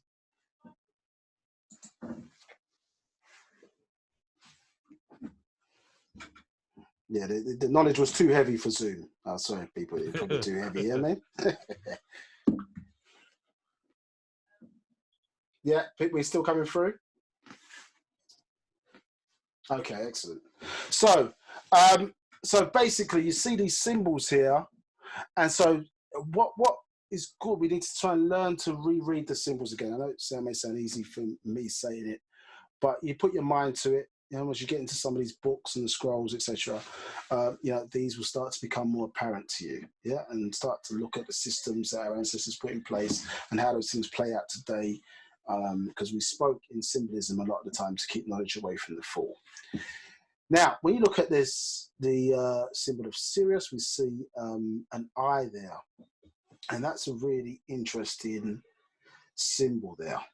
Yeah, really interesting symbol. Because they say that the eyes are the windows to the what? The soul, correct? Okay, so when we're looking at these types of things, you have to look at why is the symbolism being used there? Well, actually, when we look at the fact that, or we inform you, or outform you to inform you, that the Sirius star constellation is where our original etheric ancestors came from, and the fact that original etheric ancestors came from, and basically we are now present as part of their children, part of some projects that have gone on. Life has been seeded here on Earth, but we still have a link to them through this particular constellation. It opens up certain symbolism as to why this is important. So when you think about the woman today, yes, our sacred feminine, the woman, interesting enough, she is the bridge between the world that we came from and the world that we are in today. Yeah, she is the bridge between the world we came from and the world that we are in today.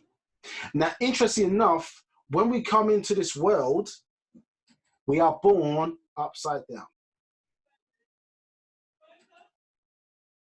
Yeah? We're born upside down. Come into the world head first. So is that the right way up? Where we came from? Understood? Then we have to learn to adjust and grow in the new environment. So in that darkness, she provides a what? A conduit. Yeah? The second mouth that she has, yeah, because the science of the two mouths, the second mouth she has is a black hole. Yeah, so we came from a black hole. The reason why we can't go back the same way we came through is because we're too big now. And so when you look at the symbol of Cyrus or Sirius, that eye is a window, isn't it? Yeah, to the soul. So where the soul exists, yeah, because the soul, as we're going to get through in part 2 as well, is our opposition to the matter of the body. There are two different natures. Yeah, the matter of the body is seeking to return to the ground where it came from, as is the soul, which is essence, is water, is seeking to return back to that which it came from. And so the two at times are opposed to each other. Yeah, the real you is driving in the skin suit called the human body. It is not the human body. So when we look at some of the symbolism which our ancestors are leaving this story, our story, understood, which has been infected and affected by his story, these are the things that we need to now start to pay attention to. Because it's not a mystery to you. It's my story to us. It's our story to us. It's a mystery to them. So it's your genetic right to learn, uncover these details, and empower yourself, understood, to be part of the transformation that is taking place right now. As the planet transforms to a higher state of existence, we as its children must follow that same transition, understood, and be able to surpass these forces, as you're seeing on the screen here, the forces of Zupu, yes, known as the god of light and fire. That is fire forces. Yeah? They're not talking about when they were writing their Bible, Quran, so on and so forth. There was no incandescent and fluorescent lighting back then. So when they talk about enlighten or light, they are talking about fire. Yeah, and the worship of fire. When you look at the word British, yeah, we may get into this in another class. When you look at the word British, yeah, comes from the Hebrew word, those first letters, barif. The word ish, if you look it up in Hebrew, it means fire. It can also mean man, but it means fire. Yeah, so when you're talking about British, you're talking about children of the covenant of fire. That's what the word British means. Yeah, so these are the things that the Master has sought, the eclipse, understood, that the eclipse is getting destroyed through factual information. Yeah, moving those moon 6 ether forces out with 9 ether. That's what you should have your faith loosely in. Facts, that which you can prove. Yeah, to remove fear from you. It's not to say that we must be cautious in this day and time, but fear is the enemy of us. Fear is the enemy of 9 ether. Yeah, false education appearing real, some say. It's the enemy of 9 ether. But we have to know who's who on the planet Earth, what things work for you and what things are working against you. Understood? And this is why we're obviously here and many other people here today. So Wu-Sabat is the key to transform information into outformation. Understood? So a being has been sent to give you outformation and give you in the form of information. But we now need to take that and transform ourselves, understood? Yeah, into an outformational being. Yeah, outformational and information, be able to transition between the two, matter and energy. Yeah, and they have what? They want to cause you to what? Conform. Conform.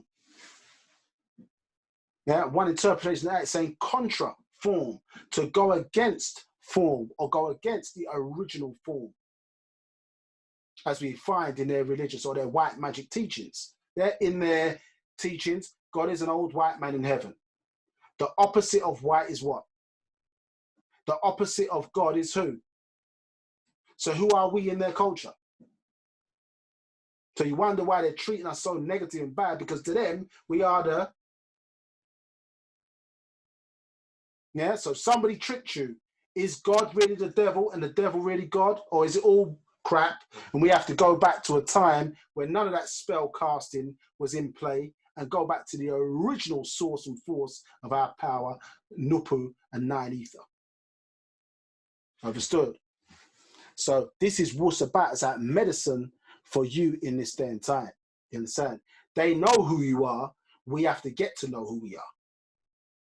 You understand? The who as opposed to the what. Understood? Yeah. Any questions before I move on to the next slide? We've got about 15 minutes or about half hour left. Any questions? Yeah, there is a question. Go ahead. It says, does the endocrine take information and change and does it change the body? So, good question.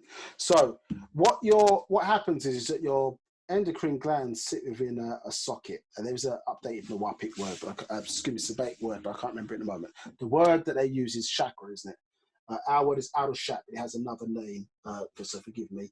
At the moment, there's another updated word. But what it does, it takes the energy from outside.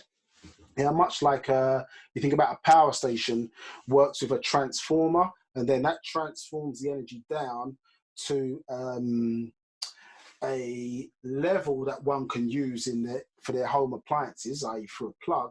Well, your endocrine sockets basically do the similar things. They take that energy from the outside and can condense it into a form that basically is low enough for the human body, obviously, to be able to use. Yeah, and so those glands then take that they take that energy as outformation and use it in ways that obviously can inform or communicate instructions by way of hormones to the human body. So that is what physically takes place. Understood? So when we talk about what takes place insofar as information, your perception of what you're taking in terms of information can affect you physically. That is the point that we are making. So what a person takes in, understood, into information-wise, has a transformational effect on the human body. Now that transformational effect can be negative or it can be positive. They're an example. Yeah, if you watch the news today, for example, and you hear things that you don't like, yeah, maybe about the coronavirus, so on and so forth, that can impact you physically, yeah, and it causes a physical reaction in your system, understood? Yeah, which can affect what or how your glands are secreting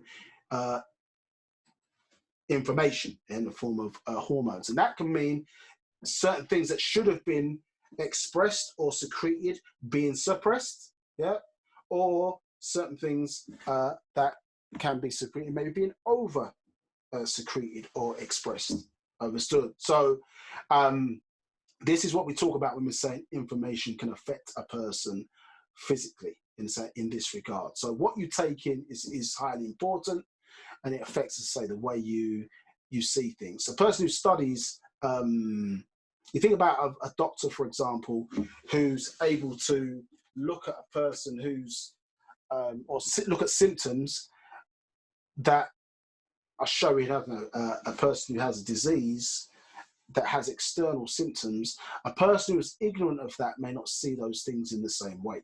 You understand? So the knowledge affects the way you see things, and it can affect you physically as well. Any other questions? I hope I answered your question. If it doesn't, please question further. Any other questions? Yeah, there's another question here. It says, Robot, will this go into the history scroll? Yes, Tua. But as I explained earlier at the start of the class, because we're on this format and we don't know necessarily who, well, the level of different people on the call, we're starting from the very basics. I did say it will take a longer time for this part one to go into an explanation of various different things in more detail. And then in part two, and maybe part of this class as well, we'll get more into the history class. So I've touched on some of the things in the history scroll to give a bit of a warm up, and we're going to go into those in more detail next week, and then maybe a little bit this week as well.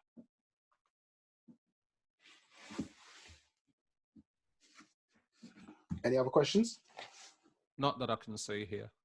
Okay, right. So let me that back. Right. So a wise person is taught to learn. A fool is taught to only listen and believe. Yeah. Plain as black and white. So some useful knowledge from our partner Ba'h Yaanuwn there. So just to set up a little bit, you have to understand about races. And when we talk about, as we alluded to earlier, about your deities or your ancestry linked to your physical, your physical design, what we understand in our doctrine, we talk about physical ethers. This is different to ethers connected to energy. When we talk about physical ethers, you are talking about the characteristics or the markers that our ancestors, in our case, the Panatharu, have left within their children to identify them or give them a unique trait or set of traits that are identifying factors, as I say, for their connection to who created them. Now, when we talk about the physical ethers, and we talked a little bit about the Sands people in South Africa, we see that these characteristics of the Sands people, those familiar with this doctrine will be familiar with this, that they hold the original traits of all of the root races of this last 24,000 year cycle. So they have the kingly or the royal hair of the Nagaru. Yeah, they have the indented chin of the East Indian or the Dravidians. And they have the folded eyelid of the Orientals, understood. These species, of which we have 9 species, this is basically 9 different species within the Nagaru race, understood. So if you look at the depiction here of these Bushmen of South Africa, that is different, for example, to the kind of blue-black pigmentation that you may get from places in the Congo. You understand? It's different to how they may look in Ghana. This is evidence of the different species within our race, yeah, from height, sort of yellowish caramel type color, all the way to blue-black. Here we have 9 species within the Negroid race. The Dravidians have 7 species, and we're looking at the Orientals, they have three different species. If we were in a class, a physical classroom, and we looked around the room, we would see that one of the results of the what as opposed to the who is that none of us we all look very different from each other. And one of the issues for us is that basically, because we have the strongest genes on the planet and linked obviously to the our original creators, the creators of this universe, the environment that we find ourselves in today, everybody on this planet has sought to mix in with us, understood, to get part of those strong or those dominant genes, understood. And when you're talking about specifically the Mukasu or the Caucasian race, they have been particularly interested in not only our blood, yeah, through something called the Order of the Red Rose, understood, who are interested in using our blood to further progress the survival of their race, but also the Order of the White Rose that were interested in the divine aspect of us called Mafkuzet, which was the white blood, or was referred to as liquid gold, yeah, which is why they're digging up bones of mummies and different things to ingest or take in, these monatomic elements that were at one time secreted through our endocrinal glandular system through something referred to as the barafry gland, which worked with our tonsils and our appendix, understood, at one time, and secreted the type of monatomic elements that would be found in a Natharu's blood, or our ancient ancestors who existed millions of years ago. And this is what they're looking for. It's a gland, one of the 8th and the 9th gland that we have over and above of human beings. One of those is the barafry gland, understood. So these unique characteristics, as I say, link a person to their higher ancestry. And so therefore, a culture is then connected uniquely to those species. And then the Natharu, or the natural force of nature, send teachers to basically bring us back when we steer away from those original teachings connected to our race, understood? So we look a lot different because we have a lot of mixtures taking place. Whereas when you look at the Asians or the Orientals, they look very similar because they've been able to contain themselves a lot more in those regions and therefore have had less interference with their genetics as a species, understood? Now, with the Aborigines, we see the protruding forehead, which is again a unique trait for the Aborigines, and they have 8 species within their race. What the Bushmen of the Kalahari do not have, they do not have the colorless pupil, of the Mukasu or the Caucasoid, you understand? Of which they have 6 species. Yeah, I'm not sure if we get into it today if we don't cover it in the next class. Yeah, so they have 6 species, or they come from 6 sets of genetic pools, which have birthed 11 strains of them. Yeah, 6 women, 6 women, and then 5 for the men. So this is an unnatural trait, understood? The colorless eyelid. So it's a difference between beings that were created, yeah, versus beings that were made. Yeah, it's not race hate, it's just dealing with facts, understood? Yes, and why I say this is associated with beauty, some may say, but that through the media and so much of the programming, etc., is a genetically recessive trait, blue eyes, as opposed to brown eyes, which is a genetically dominant trait, understood? So we've covered a bit of the timeline here, so I won't go to that in loads of detail for now. But you see here that various different graftation projects have been recorded on the walls in ancient Egypt. This is a diagram taken from the Temple of Seti I, understood? And you see the evolution of different species, or what we would classify as races on the planet. Yeah, so these markers that they're extraterrestrial overlords or have been placed in to enable us, as I say, to detect who's who on the planet Earth. I mean, in animals, I suppose they would give them a stamp or some kind of imprint, understood? in human beings, this is placed within the individual's DNA and RNA, and then obviously it's the traits that basically we have and links to our potential and our abilities. Understood? So this is a day and time or the time that we're living in right now, which is dealing with this, why this transformation is taking place at the end of this 24,000 year cycle. When we deal, as I say, with his story, we are only dealing with the last 6,000 years, as we have alluded to. But what's happening is we're coming to the end of that 24,000 year cycle, as we see from here, and now moving into what they call the hereafter doctrine. Yeah, so it's the end of this 6,000 years. We're going to get into this in a lot more, where even that timeline for them was placing their genes to expire at the point that we're in now. Yeah, in the actual telomeres and the telomerase was actually placed there as a time for them to expire by their gods and overlords. So we see here that the hereafter begins. So hereafter the devil's rule has ended. On the end of this 6,000 year cycle, the last 6,000 year, we see unnatural ether nature as opposed to the others, which is considered still natural ether nature. And it also talks to what they produce in terms of their nature, which we're going to get into next week, what they produce in terms of nature, and the characteristics of not only their deities, but what their deities then produce, which is why a lot of artificial stuff is being produced now.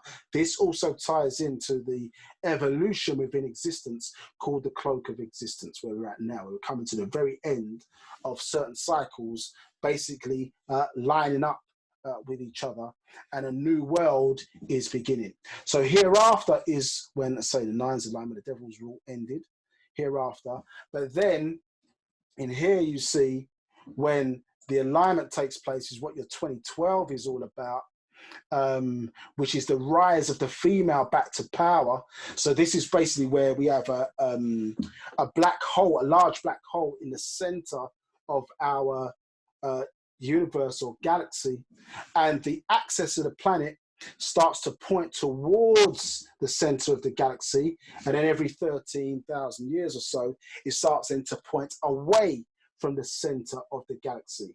So right now we're going through a transition period where it's at a middling point, where it's about to change direction, pointing towards the center of the galaxy again, and it will take around about around about 6 or so thousand years, so 13,000 years to reach its apex in terms of energy.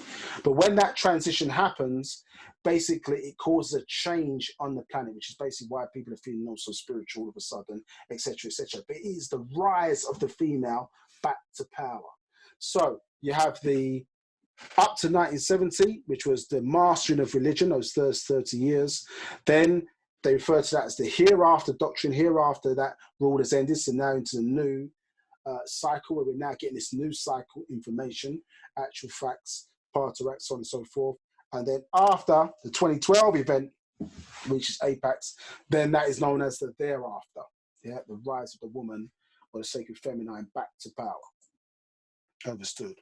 So when we talk about as we spoke about earlier, there are two, in the forces of Zupu and Nupu, we see there's two distinct timelines, two distinct etheric and genetic lineages of how those are created. So we see here the genetic helix of the Anunnaki and the Anakians. I'm going to go into the history of that next week.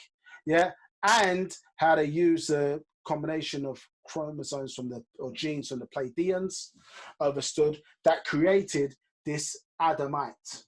Understood, where we have two sources, the red and ruddy race and the white race. Understood. So one had the disease of leproma or leprosy, and one was white because that, or pale, because that was in the image and after the likeness of their overlords, the Pleiadians, who were also pale and white. Having a 6 etheric system or body, or 6 ether level that they can vibrate up to, that's 6 ether for the females and 5 ether for the males. You understand? Representing, at least in cosmology in our culture, unnatural nature and the force of Zupu amongst at least the races of human beings, as opposed to us, who are descended from the Muntharu, yeah, but the helix of the Morozaku, as I said, the Riskians we talked about earlier, and we're in the image and after their likeness of those Orionians, and from the also from the constellation of Sabat, and that produced a 9 etheric being, understood? Body, soul, and spirit. I'm going to get into that as well next week to show the differential and why we are different. Yeah, having 2 souls. Excuse me, the Rawu soul and the Ba'ah soul, 2 different things. One powers the physical body and structure and helps and aid in why the color we are, and the other, the Ba'ah, is why we're able to transition, understood, and incarnate multiple times to be able to master this level of existence. Yeah, so we'll get into that a bit more in detail next week, and how they, or this Adamite, was not given a soul, or lost it as they record it, but was not given, as you find in, if you look up Genesis 2, chapter 2, verse 7, yeah, where their Lord God breathed into them a living spirit, yeah, not soul, yeah, according to their story. So here, the forces of, not to say that all black people are good, but in essence, how we were created is a Nupu state. Yeah, so our natural nature is to be positive. Yeah, mixing in has made us do acts not only against self and kind, but against others. But our natural nature is inclined by way of design to Nupu, positive. Yeah, and you see here the characteristics of what we promote in our culture: ontology, science and essence of things, facts and confirmation, not faith and belief. Yeah, which is again the result of 6 ether down to 3 ether forces. Understood. Now, when you look at his story, and what's interesting about it is that books that we have claimed and we still hold, we are emotionally linked to, like the Torah, the Bible, which is the Torah is contained within, actually, the Torah, the first 5 books of Moses, and the Quran, which we have emotionally connected ourselves to. This is hard to take, but truth is truth. They're nothing to do with our story. They're nothing to do with us, those stories. You understand? Along transitional arrangements and us learning or whatever, we can always find ourselves in there, understood, because a lot of stories have been copied or based upon certain things that have happened in our culture. But they're not to do with us. Now, interestingly enough, when we look at this quote here, yeah, Exodus chapter 24, verse 12, he says, the Lord said unto Moses, come up to me into the mount and be there, and I will give thee tables of stone and the law and commandments which I have written that thou mayest teach. The reality of the situation is that, and what a lot of people don't talk about in connection to his story or the arrival of these Adamites, i.e. the Caucasian race, is this here. Yeah? Moses was given they say Moses was given the Torah, correct? The Torah is what? The first 5 books of Moses: Genesis, Exodus, Leviticus, Numbers, and Deuteronomy.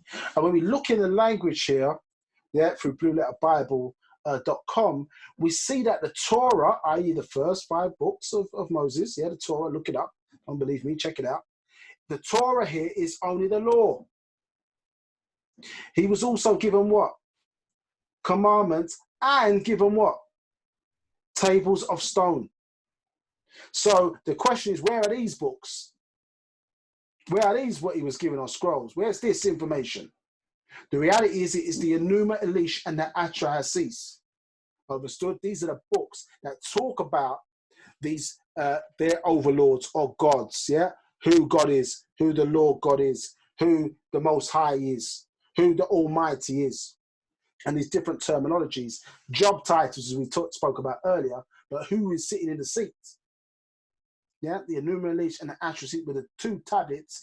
This in this story that so-called Moses was given.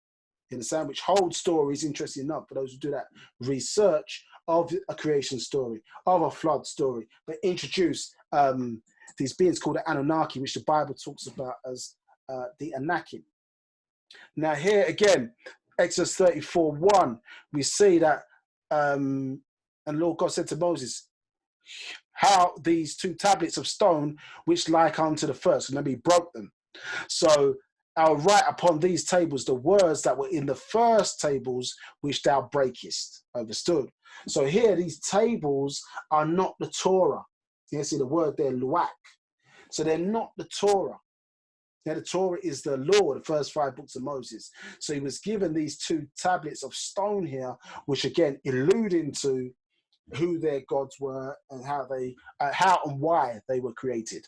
One of the beings there, which some people are familiar with, Ezekiel 8:14, is the being that was appointed over human beings, whose name is Tammuz, which means harvest.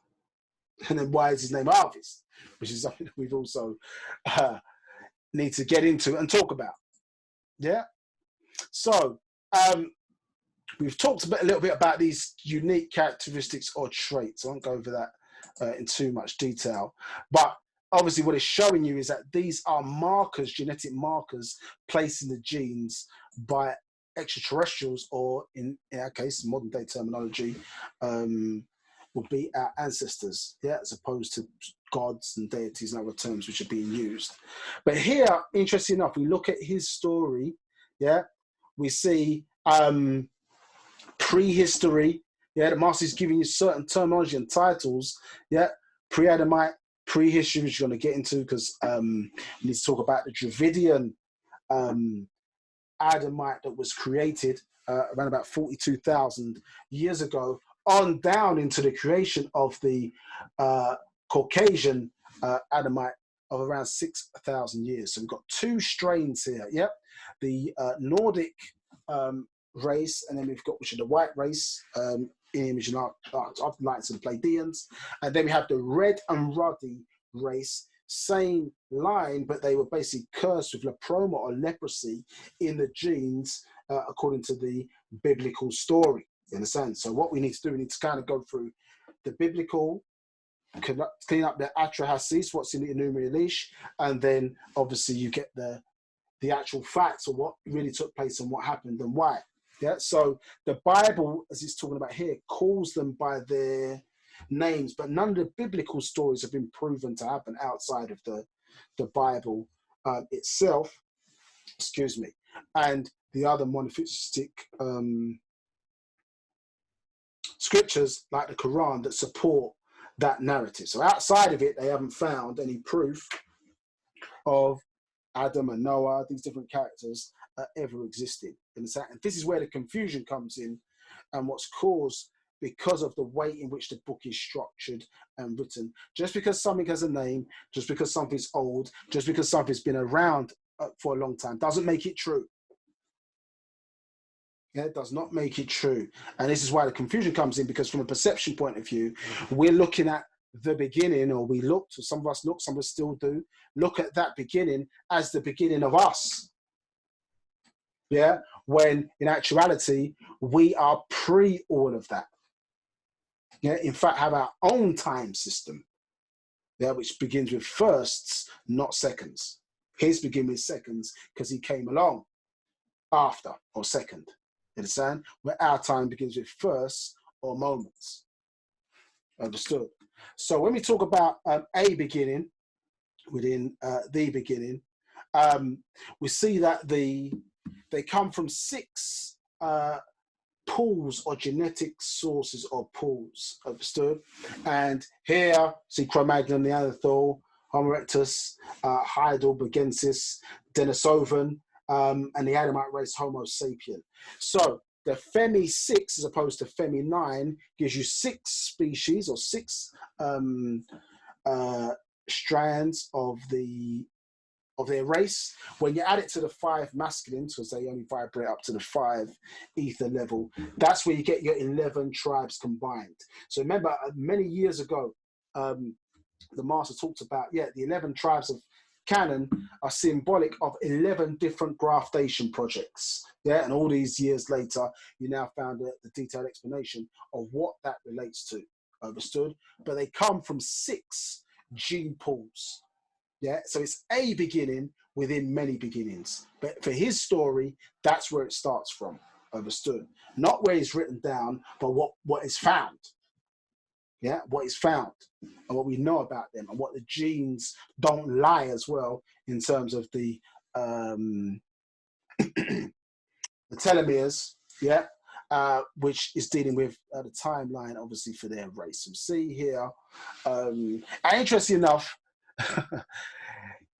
they secrete, I say secrete, they oftentimes will put certain information out, not in a timely fashion, in an untimely fashion, because their whole thing is, well, how can we tie ourselves into the vine? How can we tie ourselves into the original stories? You understand? Everybody knows that original life, human life, came out of Africa, but don't want to give the credit to the intellect and intelligence that came with that life.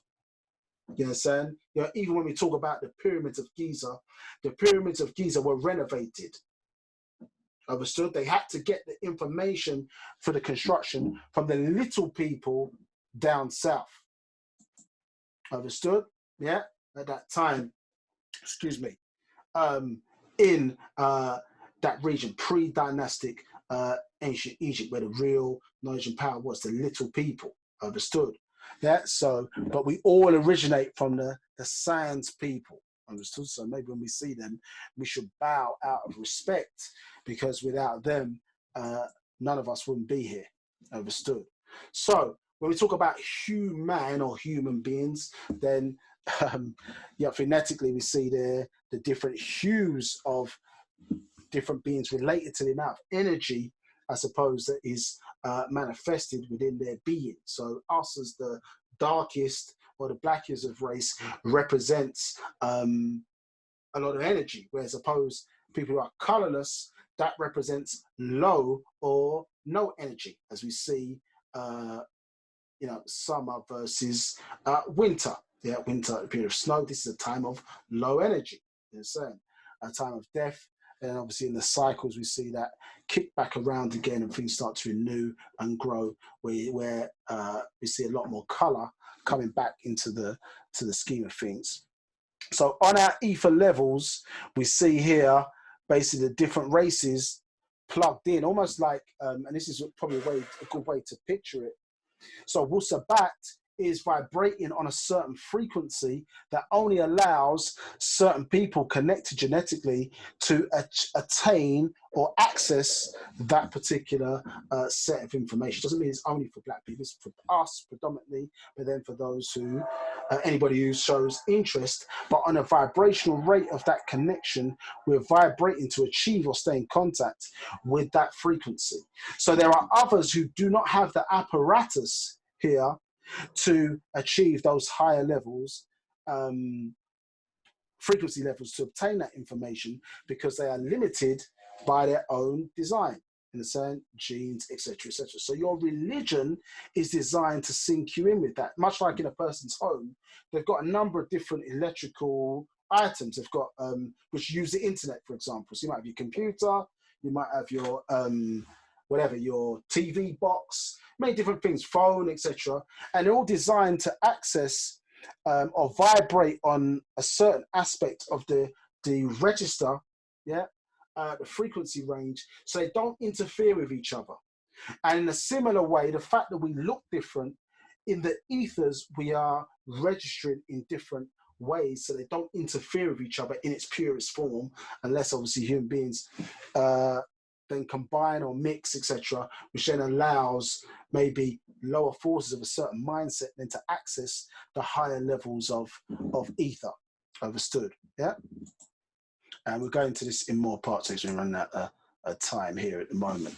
So let me just finish on this slide, because I think it's come up to, it is 6:31 now, so we've got a lot more to go through, and we'll get more into the detail of his story, but it's showing you the different symbolism here in terms of the link. So when you have the eyes to see, the symbolism relating to who created certain races on the planet is here. And interesting enough, this is taken from a series called Falling Skies. And what was interesting, I mean, but I'm going to think, go and look it up yourself. You're interested in that type of thing. Falling skies, yeah. But the one of their beings there that they created, it was kind of messianic type character, was holding a symbol that she used to wear around her neck, which was 3 interlocking circles, and this is the symbol of the Celtics. Yeah, 3 different representation, 3 groups you see here: Celtics, Celtics, and Celtics, understood? Which represent, as we get into in more detail in the next class, they represent certain beings that were transported here from the Sirius star constellation, understood? Referred to as the Bigfoot. But they had different colored fur: yellow fur, red fur, and brown fur, understood? And these were intermingled with the project used to create some of these Adamites, which has led to the certain characteristics. So we've got blonde hair, blue eyes, we have red fur, green eyes, and we have brown hair, brown eyes, or brown fur, brown eyes, yeah, which you can see here: Brits, Danes, and Saxons, yeah, which has given us this Celtic group. Celtic group is a punch in the jeans when you use that term, because that is a term that has real meaning, linking them back to who they are tribally. You look up a lot of the names of the European tribes. Remember that old book, Let's Set the Record Straight? It was showing you that when you look up the names, they don't actually go back to a description of what the people look like. Understood? Yeah, they go back to fakery. So think about Rome. Are we to believe that Rome came from, or Italians came from Rome? Romulus, the story of Romulus and Remus, who were 2 twins raised by a she-wolf. Obviously, you know that there's symbolism behind that. So we can see here, even in their Bible story, that it's telling you, as the master is explaining, that it's telling you where these different extraterrestrials came from. Remember, there's 100 million stars in the Milky Way galaxy alone. So why are these ones mentioned? Arcturus, Orion, Pleiades, Sirius, etc., or Sirius, some say. So why are these mentioned? It's because the connection to them creating or making, in their case, life here on the planet Earth. Yeah. So the symbolism that we see oftentimes out there relates to extraterrestrial involvement, which you see here, and I'll just finish on this particular slide. Yeah, that this depiction of George Washington, who they falsely called the first US president, has Pleiades star constellation in the back of this depiction. Yeah, and what they show here is actually, which is a bit difficult to see, but this is a UFO in the background with a ladder obviously leading down, isn't it? Showing this connection to the what they call the 7 sisters. They call it 7 sisters, which ties into the 7 birth mothers of the Anunnaqi, but who helped create them, understood? But it's linking them back to their overlords, their gods, understood? The Pleiadians, yeah, from the Pleiades star constellation, who relocated to the Orion star constellation. And what you see here, if you can clearly see, there's something in the back here, yeah, a spacecraft, yeah, Jacob's ladder, so to speak, that's sitting there in the background. And on that note, I think it's probably apt for me to finish, and we will cover this in part 2.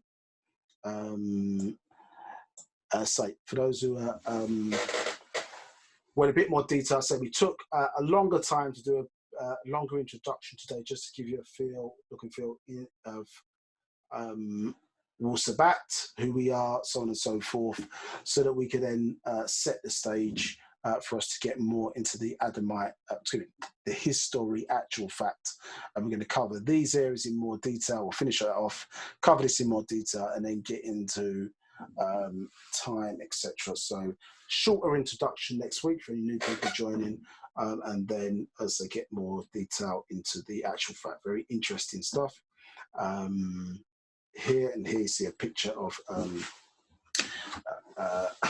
excuse me, well, in fact, we'll wait for you to be excited about what that is next week as we get into there is one more question.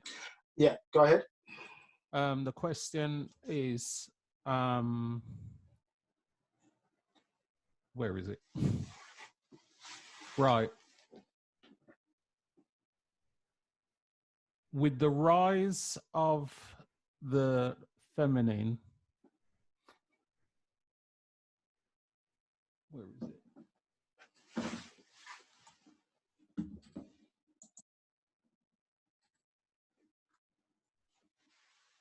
It's just disappeared off my... Oh, here it is. With the rise of the feminine, does that mean the melanin man will be rising with her? So, yeah, good, excellent question. So when you think about it, basically the woman today still has the connections to the heavens. Yeah, so solar and lunar biology, qualities and abilities, she is still connected to our ancestors in that way, that direct connection, which is basically expressed through her menstrual cycle. See, in the religious world, the menstrual cycle is seen as something negative, something dirty. Oh, we stay away from the woman for 7 days, boom, boom, boom, boom, boom. But this was in our culture, through part of Iraq, called the unclean issue. If you look that up, the menstrual cycle was a cleansing, yeah, a renewal that's taking place. And so because your menstrual cycle is still tied in to the 4 phases of the moon, they still have the connection to the heavens. So when nature transforms, nature will transform the woman, you understand? And then the woman will transform her man. Understood? So that's how the cycle works. You can't make this thing as single men, single women, understood? But obviously, you have to be partnered up, so to speak, because it goes back to the original form when we manifested Project 24, when we manifested into the physical, when those genes manifested themselves into the physical. It started off as conjoined twins, then split into hermaphrodites and hermaphrodites. Hermaphrodite is double-gendered beings, understood, who have the energy of both male and female, but lean more towards the female side. And then hermaphrodites, double-gendered beings, but lean more towards the male side, understood. And then before we split off then into single-sex, male and female. Neutral gender, which is referred to as bathanoid in our language, versus masnoid, which is male gender, versus femnoid. Neutral gender and masnoid all come out of female. Yeah, so female gave birth to neutral gender and masnoid, understood? So when we're linking back up in that way, male and female coming together, we're coming back to the original form of what we are. Do you understand? Before we, when we came as energy beings from the stars, understood? So the man needs the woman to, we need our women to transform as men need to transform. They transform through their women, understood? So this is why there's been so much emphasis, if you look on 60 with Forces, of splitting the male and the female relationships. Yeah, originally, just to cap that off, culturally, men didn't carry out marriages, women did them. So women were responsible for all spiritual ceremonies because of that connection. So the woman is the one actually in our marriage ceremony. Check out the book Lotus of Life. Women perform marriages, not men. So when you're looking at some of our rituals, it connects to things that are taking place in nature, yeah, to keep that remembrance, keep us in sync, so on and so forth. So men need to be transformed by a good woman. That is why this society places so much emphasis on attacking the black woman, because they know in there is the lineage, in there is the heritage. See the word her in there, heritage. In there is the royal jewels of the family. In there is the transformational capabilities, because women transform every month through that menstrual cycle. They are shape shifters, understood?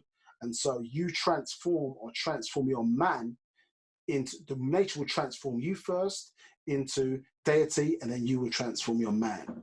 Yeah, this is why I say so much emphasis, because the woman, as a transforming being, she elevates the man's ether level up to match her own. She has the strongest genes on the planet.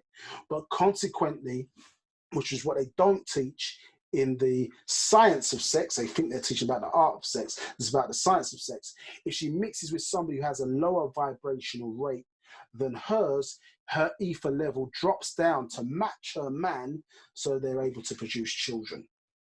Understood? So when people ask, oh, well, I mean, you can fall in love with who you want. I mean, at the end of the day, if you want to fall in love with who you want, you get a white man, Asian man, whatever the case may be, you know, that's your choice. Understand? The issue is if somebody's giving you a false narrative or false information where you don't have all the facts available to you to make the decision, and then you know what those consequences are going to be. So the fact of the matter is, when a black woman, for example, goes to a white male, and I'm not going to issue interracial relationships per se, but it's the fact of the matter is that he will drop her vibrational rate down because that's a 5 ether being, and therefore burns out her soul.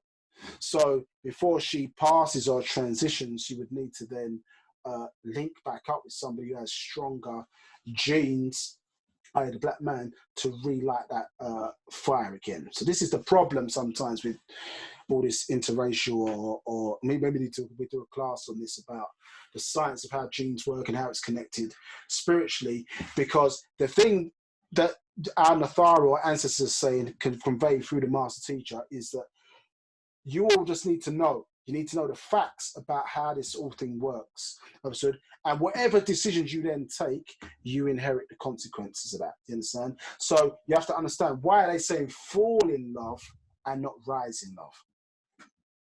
You know, why is it fall? You see? So, because there's something in there. So some people have those orders of red and white, those orders of the red rose and all the white rose, want to take advantage because they know that Adamites have to mix in with other races at least every 400 years to keep them in order to sustain themselves. Understood? This is why certainly on UK TV, most people who live over here have hardly ever seen a black man and black woman on any TV show that we've seen, even though through law we are forced to pay a TV license. So you'd expect at least 4% of the programming for the amount of us that are here should represent black relationships. If you was to go from TV alone, you would think it was the rarest thing on earth. And that's a form of state-sponsored miscegenation. You understand? Which you see in countries like Brazil and other places or whatever, where that kind of colorist activity takes place, and how we, with the dominant genes, can be wiped out within several generations if that's allowed to continue. So yes, women will transform their man. Yeah. Last question. Anything else? I'm not quite sure what this question is saying. It says,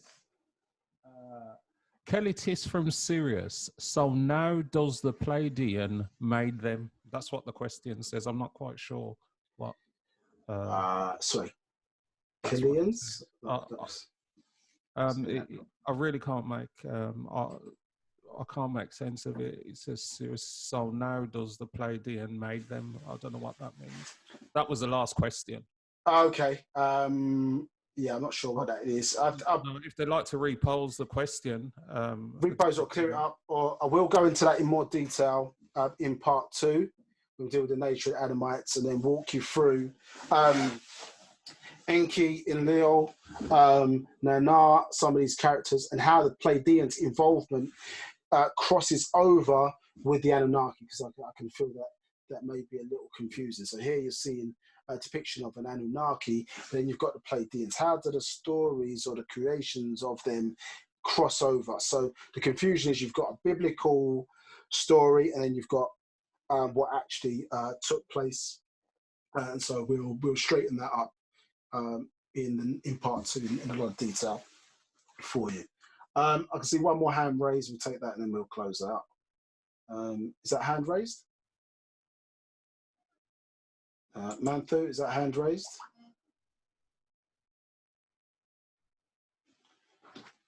Manthu? I have no questions. I see a hand raised by an Edward Seeley. Do you want to pick that up and just allow him to speak?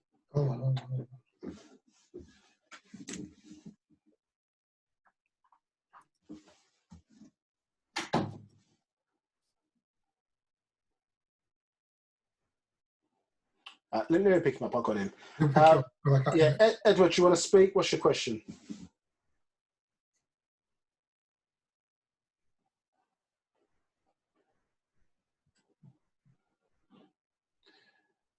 Edward, if you're there, unmute your mic if you want to speak and ask your question.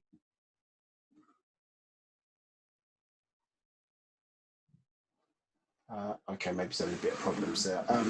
Edward, if you want to send your question to the email address, if not, if you can't wait till next week, happy to pick that up as part of that. If not, save it till next time and we will pick that up then. So finally, guys, I hope you've enjoyed what we've done today. Please give us feedback so we can improve what we're doing for the next time. Also, as I said before, the original email that you may have got to, or notification you would have got to register for part 2, you just need to register separately with part 2, and that will put you in with all the classes until next April. So part 1 is 1 registration, and part 2 is a 2nd registration. So just register for both of those if you haven't done so already, and that will say put all the classes for this into your diary, so you don't miss out on anything. If people have got questions beforehand or whatever, or they may have seen certain questions and thought, okay, didn't understand that, etc., then by all means email us to the email address provided in your invite, and we can pick those up either going forward or before the next class takes place. But say any feedback that you can give us, positive or for improvement, by all means, it's the first time we're using this format, so just need to know whether it's working for everybody and any tweaks and changes we can make to help your experience. But appreciate everybody for attending. So we'll be back same time next week, 1 o'clock, if you can get here for that time, so you don't miss out on some crucial kind of information you've got to do. There's loads of stuff to get through on this, so hopefully we haven't fried your brain too much, but it's just about setting some seeds in there. And as I say, we will take this forward for more details in the history book on the next class. Okay. Tawal kum, everybody. That's thank you all. And we will see you next week. Much appreciated. Take care.